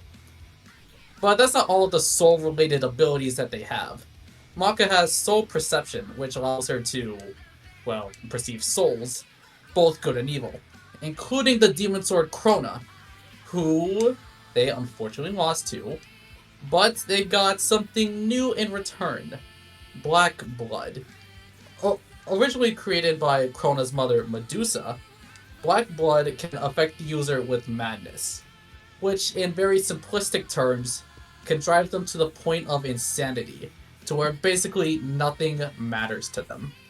Luckily, however, Maka and Soul have been able to control this Black Blood to their benefit, like increasing their already impressive strength and speed, and minor healing. Even, Maka can use the Black Blood to make a sort of Black Blood armor, which, again, not only increases her already impressive strength and speed, but gives her the ability of flight. Throughout their adventures, Maka and Soul have taken on numerous of dangerous foes, including Arachne, Medusa, Blackstar, Death the Kid, and even the Kishin himself. Now, seeing that these two were able to go toe-to-toe with the embodiment of madness, you'd think they would be unstoppable. No, you would be wrong.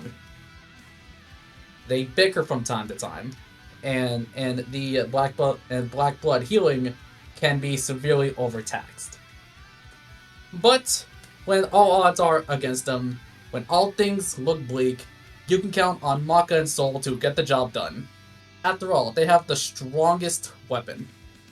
It is not any Soul Resonance move, it's not any Black Blood creation.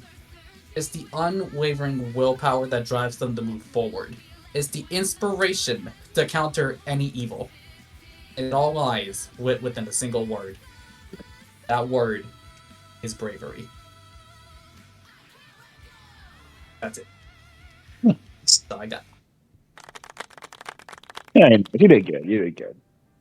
Yeah, it's definitely not as lengthy but I think I did it good. Nah, you did good. You did good. Yeah. And now, do we rip the Band-Aid off, or? Yeah. Okay. Yeah. I'm not even just like this is. I'm not even gonna like try to sugarcoat it. Yeah. 3, 2, 1. Maka wins. Yeah.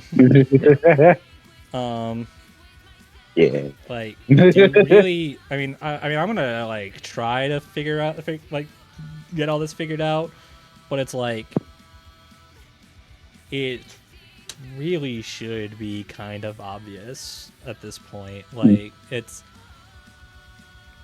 I mean, Yeah. like, Ruby's definitely capable. And I guess I don't want to walk away from this thinking she has nothing going for her. No. She definitely does. I mean, I guess I can fully fully talk about this since it's out, but we have the blog out, so that seems to give her an edge in, like, that said that she probably has a good edge in, like, experience. Like, I mean, granted, Ruby's not exactly like what's the word I'm looking for? She wasn't in, she hasn't been in the game for too terribly long.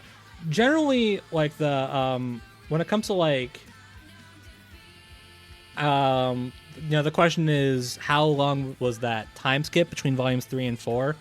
I think generally the fandom has kind of come to like a similar idea that it's been around like 6 months, and that's on top of her like semester of training at Beacon, and then her training at Atlas. Like, she's definitely, and she's like, when it comes to like teachers, like, she's got Crow, she's got Maria, she's got the Aesops,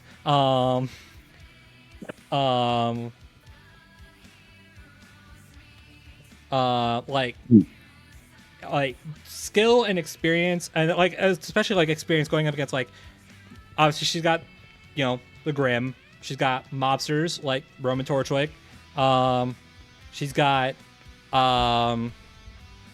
she currently has yet to actually fight Salem. Her team has, though. Well, Yang did. Anyway. Yeah, Yang did.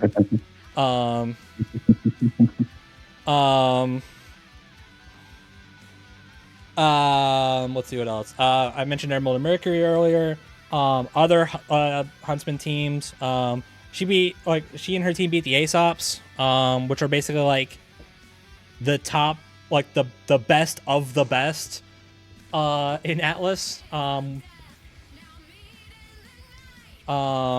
So yeah, like, you think military power is great? Nah, man. We got huntsmen and huntresses up in here. Yeah. And Ruby Ruby and her team just so happen to beat people who are both. So There you go. How long does Soul Eater take place? Or, like, how many? Like, yeah, how long does the event of Soul Eater take place? I mean, I know the anime and manga are different in terms of that, but yeah, that is actually a good question. I actually don't know that. okay, well, there. Okay. It's a good question, though. I was gonna say, like, if there's any comparison, like, it doesn't sound like Maka. Like, I mean, it does sound like Maka just has, like, just the Meister school, which probably isn't bad training, but, like, yeah, Ruby probably does have that Probably. that aspect. And I mean, I was gonna say, to be fair, also, like, even though it's probably not gonna be that big a deal. I mean, the aura is gonna be something difficult for Maka to work around. Yeah, but difficult. Yeah, because at the very least, Ruby is taking 1 hit before dying. Yeah.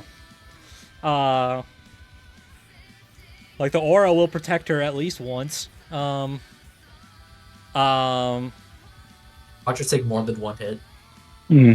Oh, she's absolutely taking more than 1 hit. That's just that's just how they. That's just the scale of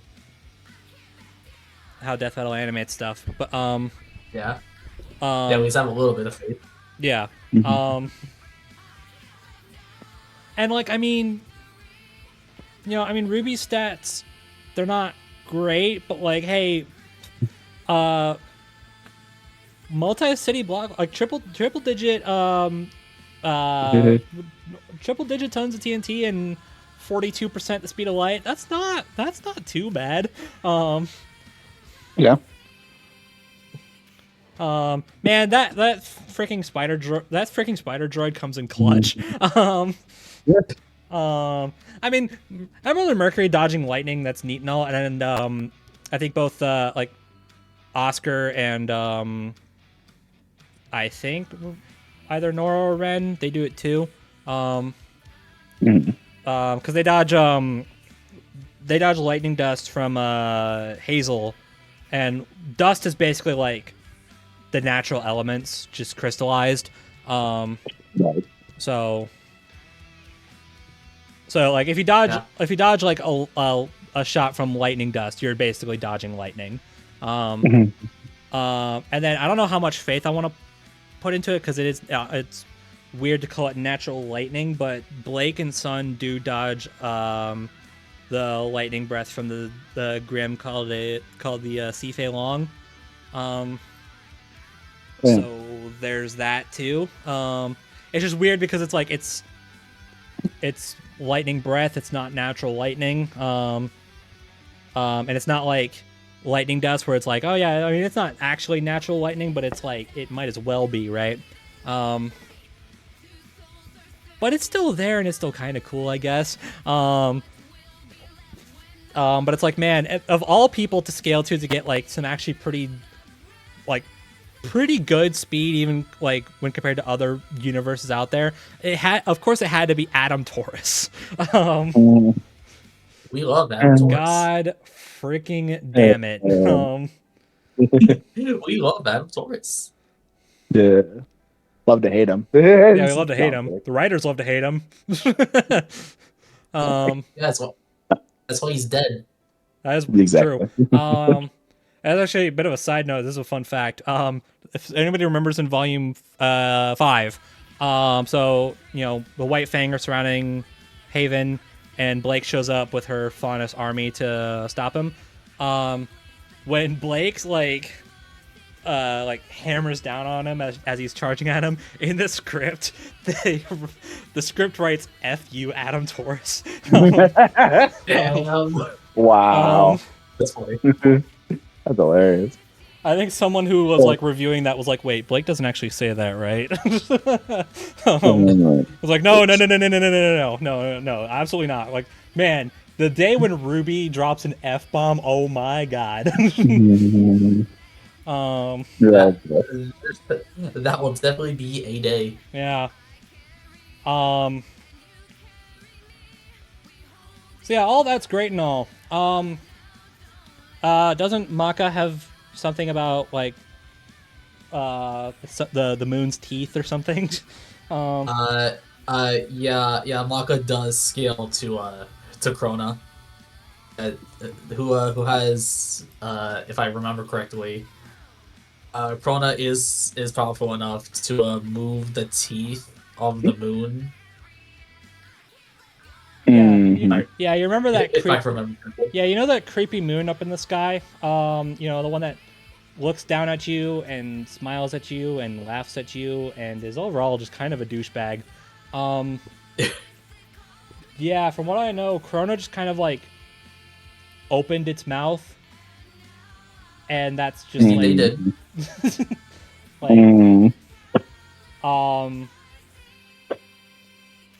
I don't think I need to bust out numbers for you to realize just how much stronger that is. Yeah. Also, I mean, not like- to mention, yeah, go on. I mean, I'll like say my point later. Penny lifting Amity up and without her maiden powers. That's cool. That's really cool. I think What the moon thing? I think the blog got it to like 700 something tons of TNT, which is really good. Oh wow. Only problem is like she's supporting the weight of like a fourth of it because so how it worked was like Amity is now being lifted up by like gravity dust stabilizers, and Cinder melted through it when she was trying to like take Amity down. This is volume 8, so just as a heads up. So it's falling down. So Penny was like, well, we can't let that happen. So she flies out and like pushes on the damaged stabilizer, and she keeps it in place for a little while. So good on you, Penny. But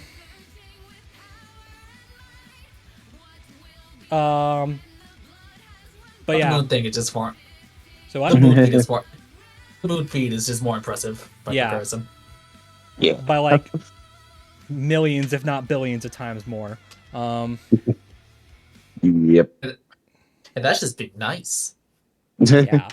Exactly. And like even beyond just statistics, I mean, freaking, I'm sure like I'm just thinking like freaking madness. Like I'm sure like Ruby would, from what I understand, I'm pretty sure Ruby would be susceptible to the effects of madness, which I yeah. don't think would be necessarily a good thing. Yeah, don't say. I don't know if I would go. Okay, well, I guess I don't know the like how potent madness is, but I guess to give Ruby some, benefit of the doubt, she does do relatively well against the Apathy Grim, which kind of have an effect of like. So how they work is they basically drain your will to move on. Like they leave you apathetic. That's why they're called that. That's why they're called the apathy. Because like by themselves in a physical fight they are stupid weak. But what makes them so terrifying is that they drain your willpower basically. And Ruby held on for a while. Well, at the very least, she held on longer than everyone else did. Then again, they were already kind of... This was after they realized that Salem is immortal and can't be killed. Or at least that's what we're being told so far, but that's getting into theory crafting territory, and let's not do that. We can say those. Basically, like they're at a point where they are at least thinking that their enemy is unstoppable. Like they can't actually kill her. So it's like there's the obvious question. Well, if we can't kill her, then what's the point? We're basically just delaying the inevitable at this point. So combine that with Grim that literally feed you, that literally like their whole deal is leaving you apathetic before they themselves go in for the kill. Yeah, not exactly a great combination. But Ruby holds on at least a little bit longer. So Just a little bit. there's that. That's got to account for something, right? Yeah. True. Can you tell that it feels like I'm grasping at straws here? A little bit. It's like I don't even have to say anything. Yeah. Dude, I accepted this from minute one. Okay, like I knew what I was getting into. I'm just trying to think of those anything. Yeah, because I don't know. I mean, like I said, I think not the semblance. Yes, it is the semblance. Or no, the aura is the thing. Like Yeah, again, aura. I do think that will keep her in the fight for a little bit long, a bit longer than expected. But I mean, yeah, not Not to mention, it does sound, from what I understand, it does sound like obviously Soul like being, kind of like a Ryuko situation or like a Senket situation. Like she'll be able to, or he'll be able to give Maka, advice mid fight. So Yeah. help you hand. I mean, even though like Ruby is a very unpredictable fighter, but I mean, even still, this fight is basically. I mean, even with that in mind, the fight is basically a 2v1. So. I mean, so was Hulk versus Godzilla. Well, that's different, and you know it. It was the best comparison I could make. I know.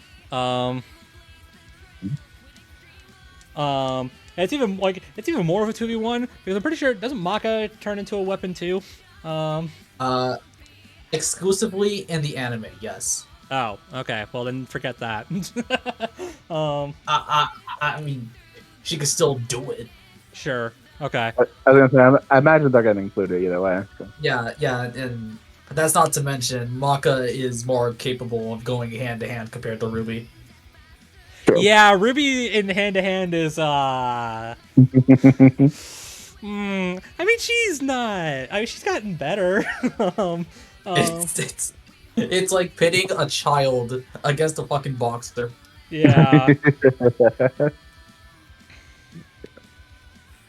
It is kind of unfortunate. They were like, I mean, I don't know about any like behind the scenes bullshit or not. I know this is volume 5, so there's got to be some behind the scenes tomfoolery. But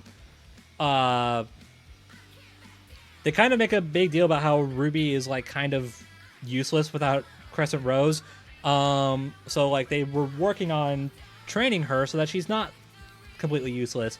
And like that kind of comes back during the battle for Haven when Ruby catches Mercury off guard, which is kind of neat, I guess. But then that's just kind of it's left at that. Yeah. Oh. So it's like she's okay now, but she's still not good. She's better.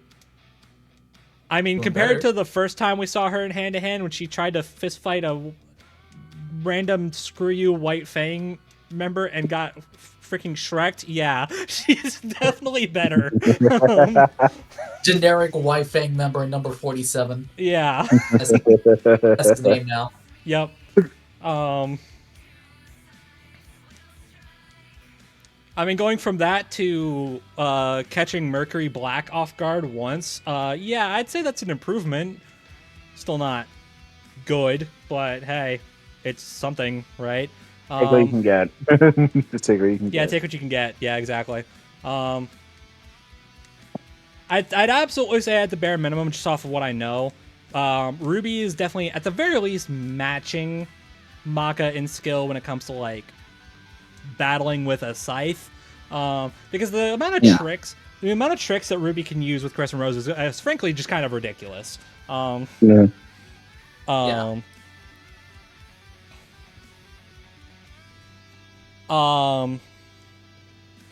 It's just that it's really just that Maka is just that much stronger. Ironically enough, I'm also hearing she's more than most likely faster too, which considering it's Ruby Rose we're talking about, that sounds stupid.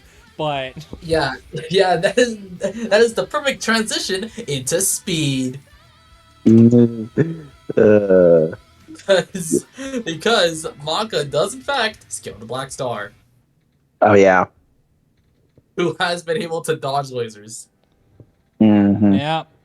And if you know anything about Ruby, you know that laser dodging stuff in there is frankly dubious at best.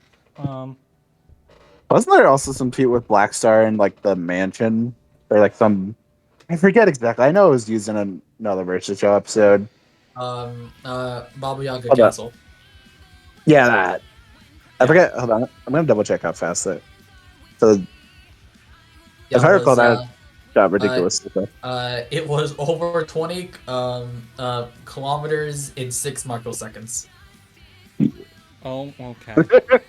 Jesus Christ. That's singular okay. Why did that get me? Yeah. Let's see, I we're feel, okay. It was just okay. okay. Okay. Sorry, I feel Jesus bad. Like, Christ. my gosh. I guess because I know, I'm sure there'll be someone who's talking about it. I mean, should probably like. I think it's safe to say that the Silver Eyes aren't going to work on. Well, No. I don't know, like, but they aren't going to work on Maka. Yeah, No. I was going to say. I was actually Yeah. gonna ask that myself, even though I knew the answer to the question. Oh well, sorry. Yeah, no. The answer is no. It is very specific that the Silver Eyes only work. Not just they only work on Grim, but they only work when Grim is in the general vicinity. That is the only instance of like Silver Eyes working. Yeah. Mm. Like I know people. Like, okay, so I guess if I can remember every single instance, because it's not that much. Because frankly, it's not that much. But if I can remember every instance of Silver Eyes being used. Okay, so we had Volume 3. That's the big one. That's when we got it in the first place. Cool. The introduction. Yeah. Volume 6. It petrifies a wyvern, which is neat, but the wyvern still survived. But it also does severely mess up Cinder, which I know people were like confused about that, because by that point Cinder hadn't gotten her Grim Arm yet. So it's like, how the hell did it work on her? So I guess it's not officially confirmed, but I think it's pretty straightforward. She had, when she absorbed the previous Fall Maiden's power, she used like a glove that has, I don't remember what type of Grim it was. But there was like a Grim inside the glove that she could that she used to like absorb Amber's power. And the glove kind of like dissolved, and then like a symbol appeared on her back. And then obviously she got the rest of her power way later after killing Amber, but that's besides the point. So I think it's likely that that Grim that she used kind of like was like absorbed into Cinder. Hence how the Silver Eyes kind of messed her up even before she got a Grim Arm. Okay, so there's that. Volume 5, it works on Volume 5. It works on Cinder again. This time she has a Grim Arm. Nobody knew that, but that doesn't matter. It was still there. Still had it. Still had it. Then yeah, Volume 6 is kind of when she started like training with it. She uses it on Apathy Grim, and they just get completely vaporized. And then she uses it on a Leviathan, or as I like to call it, Grimzilla. Brobuscus. And it petrifies it like the Wyvern, but unlike the Wyvern, the Leviathan breaks out a little bit. Though not enough to save it, because then the Colossus mech comes in and kills it. But it was going to break out of being petrified, basically. And then Volume 7, she uses it on Cinder again. Again, Grim Arm, pretty straightforward. Volume 8, she uses it on the Hound, who's like briefly stunned by it, and also reveals that there's a person inside of it. I really should not have said that. I just remembered that. Oh well. Yeah, spoilers, by the way. No spoilers. And then, yeah, I think that's it. That's, I think, as far as I can remember anyway, that is every instance. I guess, I mean, this wasn't Ruby, but Maria used it on a Nevermore and petrified it so much that when it hit the ground, it shattered. So, like, it actually turned to stone. Instead of just being, like, encased in it, like the Wyvern and the Leviathan were. But that's also Maria, who had way more experience and training with that ability. Yeah. So that's the thing. And the thing about why it works on the Grim is because it is literally like, so the Grim were created by the God of Darkness. the light of the Silver Eyes was created from was using power from the God of Light. They're basically the antithesis of each other. So hence why Ruby's power it works on Grimm because but it explicitly doesn't work on anything else. You said like, so I think I remember the argument for a while. Maybe it could work on Black Blood, but I don't think that's a 1-to-1 comparison. Yeah, that's the big kind of like question. Does it work on Black Blood? Yeah, but and the answer is no. Probably not. Probably not. Yeah. I mean, unless Black Blood was created by like an embodiment of darkness or whatever. I mean, I don't think Medusa fits that mold. No. I mean, she is pretty evil from what I understand, and stuff, but not that. Yeah, she's bad, but not that bad. Yeah. Yeah, that was kind of the big question, was what can Ruby Silver Eyes work on Maka. The other problem is that even if they did, like, Maka's I typically don't like using the whole like it's kind of a kill before super argument, but it's like Maka can like probably avoid the Silver Eye the power in the first place. It's like, yeah, it's light, but you know, you said it earlier, Black Star dodged lasers, so like, yeah, there's that. And then also she could just kill Ruby before she even thinks to use like, because like Maka's very explicitly like, I know like this is a crazy concept, I know, but Maka isn't Grimm. So Yeah. No, she is not. So it's like soul. So it's like, why the hell would Ruby even think to use that power Yeah. On Maka in the first place? I mean, I guess unless she sees Black Blood and she kind of just like assumes that it since it kind of like looks like Grim goo, she could be like, oh, I mean, oh wait, that's Grim, hello? And it's like, hey, that's kind of what everyone else thinks about. Everyone who doesn't know Soul Eater thinks about Black Blood, huh? Yeah. But yeah, Or no, Soul that's, Eater.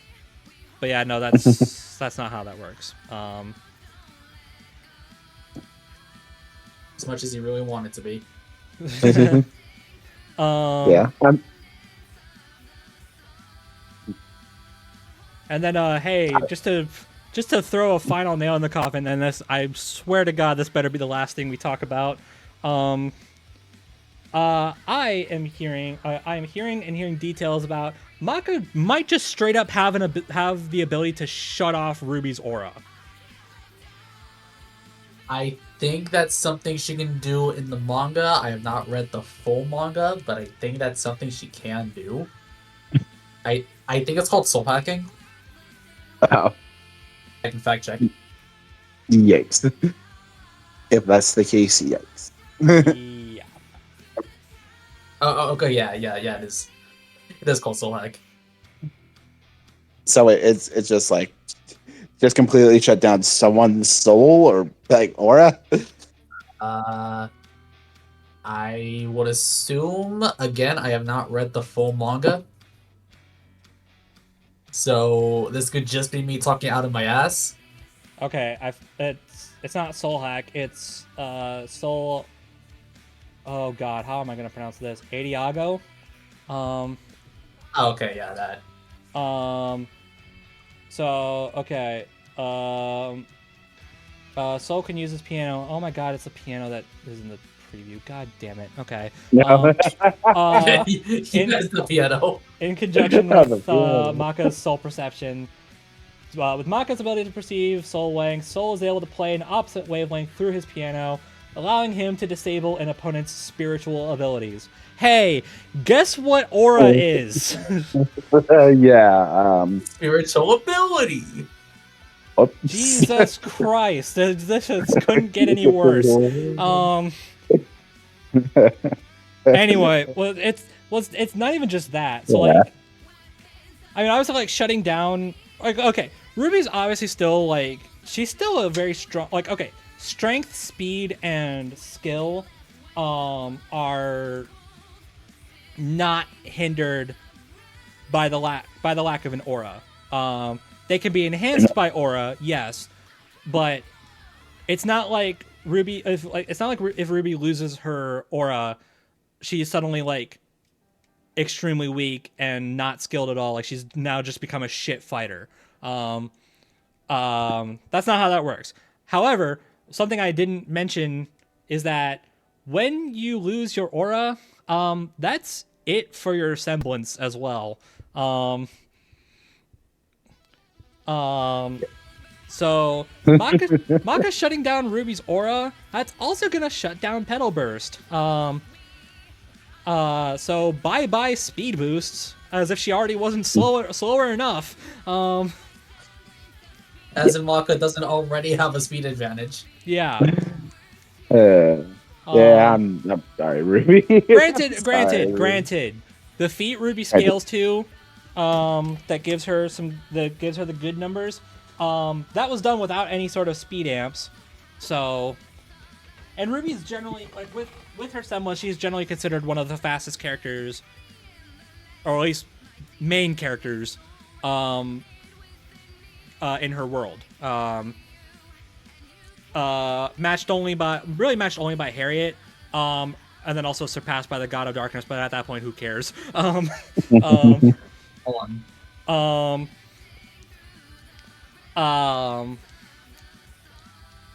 So like, I don't think she like I think she'd still be like at least comparable to that feat even without Petal Burst. But like, it's the fact that that's still not faster than Maka.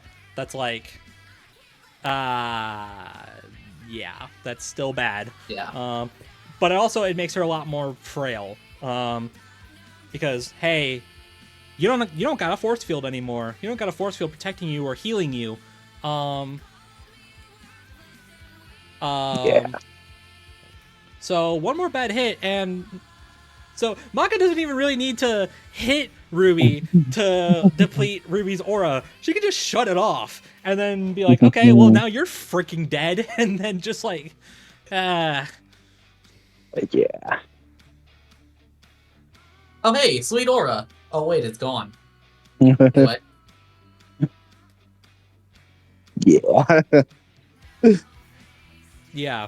Now, granted, I don't know like any contexts for when Maka uses this ability, but I guess to play some devil's advocate here, I guess it is possible that Maka might not even like think to use it, because aura is not necessarily like, it's not really in your face that it's a spiritual ability. I mean, I guess like everyone knows that aura is like tied to your soul because like everybody's got aura. That's the thing. Yeah. Maka don't got aura. I mean, she does, but that's not that aura. So like, I don't know. She's probably not gonna see Ruby healing from like a cut on her cheek or something and be like, hey, that's tied to your soul. I'm gonna shut that off now. Smile. But even still, it's the fact that she can do it that's like still damning. Yeah, it's the fact she can do it at all. Yeah. So, hey, welcome to the shortest debate we've possibly ever had on this on the show, at least for the Kickstarter era, anyway. Because, yeah, do we really need to go any further? Please tell me, God, tell me we don't need to go any further. Well, there is one more. There is one more thing, because even though we're excluding it, Fire Force makes it worse. just know that. From what I understand, Yeah. Fire Force just make Yeah. these problems all the more worse. Yeah. And that's You know it. what? But you know what? Ruby does have one advantage. She's still What would getting new content. Damn, Damn. true. At least Ruby is still getting new things. Where's my Soul Eater remake? One day. One day. I mean, didn't we literally get report about that fairly recently, being like, "Hey, this is a thing I know people want. Let's make it happen." We did, but like I don't know how possible that is really going to be. Right. Yeah, only time will tell, I guess. Yeah. If I it mean, does, cool. Is there any like specific? If it doesn't, then fine. I guess like, I guess now I'm curious. Is there any like specific reason why Soul Eater's been kind of in like a content drought lately, or is it just because nobody cares anymore? Well, I mean the manga's been finished for like the longest time, so like, there wasn't really a need for new content. Well, sure, but like the anime didn't like adapt at all, did it? Not all of it. Yeah, they had like anime original ending. Right. I guess I'm what I just know. saying, like, could they have like potentially like, I don't know, Bleach 1,000-Year War arc, continued the Soul Eater anime, but I guess not. Shit, I can hope.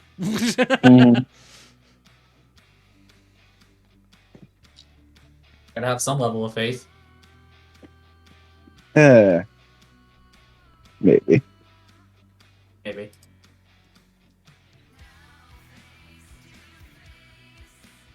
All right, and yeah, I think with that, we're wrapping it up. Yeah. I was to say the silence is damning.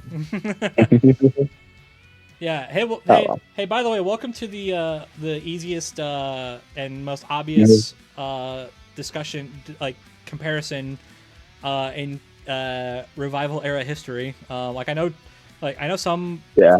I know some episodes feel like they're probably bigger stomps. Like, I don't know. Like we didn't spend too long on like Shigaraki versus Mahito, or like. I was like we kind of ripped the Band-Aid off on Master Chief versus Doomslayer, but like at least with those two, it's like there was at least like something to cover and be like, yeah, it's like it's like it's obvious who wins, but it's not necessarily obvious as to why. This one, however, Yeah. Yeah. Oh well. honestly, I'm just happy this matchup is happening at all. Because again, Right. it means so much to me. Right. There you go. I'm happy for you on that. Thank you. But yeah, there's really nothing more to cover. Maka wins. Yeah, and Maka I'm wins. And I'm just gonna go ahead and count Richard's vote as a Maka win anyway. I mean, he's not here, but I mean, like, come on. Yeah. I think it would be even funnier if we just auto gave him like the Ruby vote, the sole Ruby vote. It would be very funny if we just gave him the Ruby vote for no would reason. freaking- Do it and then don't tell him. Yeah, exactly. He would freaking Oh, no. crucify me over that. No. He would crucify me for giving you the idea. But it'd be really funny. Counterpoint. Yes, ZDogg gets it. Nah, it's a Maka sweep. It's a Maka Yeah, it's a sweep. Maka sweep.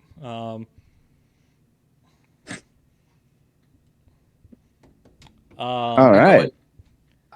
I know, like, my vote doesn't count for these things, but Yeah. I'm placing my bets on both because fuck you. Yeah, there you go. Fair enough. Um, Fair enough. There you go. No, your most wanted episode happened. No matter what, you win. Yeah, True. exactly. Um, And now I wait for Elnum versus Oleander. Let's go, dude. Well, that gets. I guess that kind of gets one of the questions down because I Yeah. mean, we're gonna lightning around it because yes. Yeah. Oh yeah. Oh yeah. I guess we should lightning round that. Yeah. Um. Yeah. Okay. So moving swiftly onwards, I suppose. Um. Yeah. Hey, Ethan. Lightning round. Opinions be opinions. Least favorite episode, most wanted episode, first episode. Go. Um. Okay. Favorite episode, Yang versus Tifa. That's what got me into Ruby in the first place. Least favorite, most people would think I would say Black versus Dawn, but it's actually Batman versus Iron Man. Fuck that shit. New most wanted, Outnum versus Oleander. I think it's neat. Brings in two new franchises. Cool. My first That episode, it was either the first Mario versus Sonic or the first Goku versus Superman. Don't know which one it was exactly, but I know for a fact it was one of those two. there you go. Okay. For the record, that's Eltnum from Melty Blood versus Oleander from Them's Fighting Herds, I believe. Yes. Very fun games. Play them. I wanted to play Them's Fighting Herds for a while, honestly. That looks so much fun. Yeah. You know what? You have me to play the game with because it's crossplay. Hey, there you go. Perhaps in the future then. Yeah. Yeah. And that's it. Yeah. Cool. Yeah. Yeah. We really should get the guests to go more in depth on these questions, but that's for another day. I mean, honestly, at this point, meh. Like, I mean, I'm sorry. I'm sorry. Right? I mean, I know we have someone. I know we have one of these guests here, but like, um, No, that's fine. It's fine. we It's whatever. we spend so much time on like talking about the episodes that come out, and then we're like actually trying to debate these like the upcoming Yeah. episodes now. So it's like, Yeah. really, at the end of the day, it's like, I mean, I don't. Who I cares at don't this point? like. I think it's like it's a good compromise to have like to have this sort of like lightning round, like because at the very least, like it's still there. And it's not just Yeah. like we're not using it to like pad out the episode's length even longer than it's already being padded out. Yeah. So honestly, I think we're in a fine enough position for guest opinions. Like I know some might want to. Yeah. Like Okay. I get the want to go into more detail, but like, Yeah. we're also generally more talking about characters that might either characters or matchups that might be in the most wanted category anyway. So it's like, Yeah. Fair. yeah. Anyway, I don't know. Well, we could talk about that like a later date. yeah. Yeah. All right. But either way, that is it. Yeah. All right. With that being said, thank you guys for watching.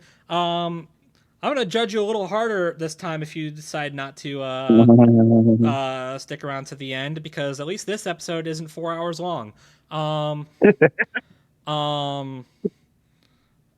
So anyways, hope you enjoyed Hulk vs. Godzilla. If you didn't, I don't know, insert snarky comment about being a whiny bitch here. Hope you're excited for Ruby vs. Maka. Let us know who you think is going to win and why is it not Ruby. You can still believe. My pain and suffering will end someday. Hey, remember when we were celebrating the fact that a character that I repped won? Yeah, I am fully prepared to have that be stripped away from me now. I'm sorry, bro. I don't care that much. It's really just the character. Yeah, I get it. Yeah. But that was fun while it lasted. Yeah, and then hey guys, both in this call and watching this video, we have reached episode 200. Let's celebrate, god damn it. Yeah, we made it.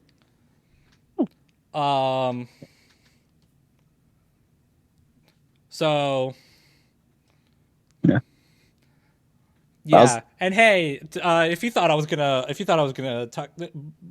have a Ruby character on this podcast and not call you out, you Ruby critics, shut the hell up for a second. You know who you are. We're trying to celebrate the legacy of these characters. All right, be nice for a change. I know that's hard for you, but I know that's a novel concept. But try at least. Yes. Yes, and also of course thank you, Ethan, for being here with Otto's. We hope you enjoyed your time Of course. here, and check out his stuff. Check out his reactions and his trailers in the description. Yep, or on his channel. Yep, his YouTube channel will be in the description most likely. Yeah, his YouTube channel. Yeah. But yeah, go check him out. Yeah. And thank you for being here. Thank you for bringing your Soul Eater knowledge.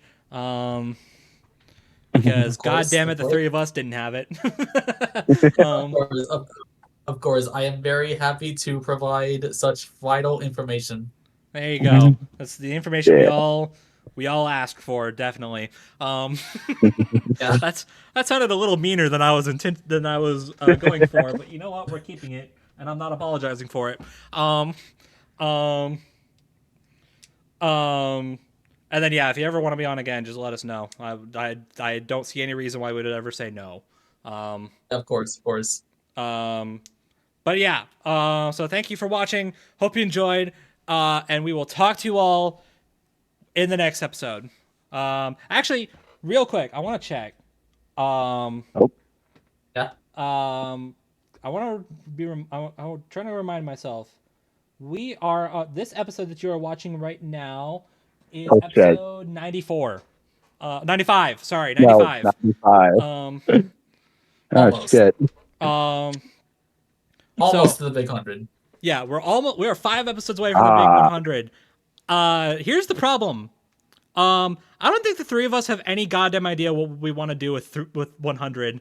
So yeah.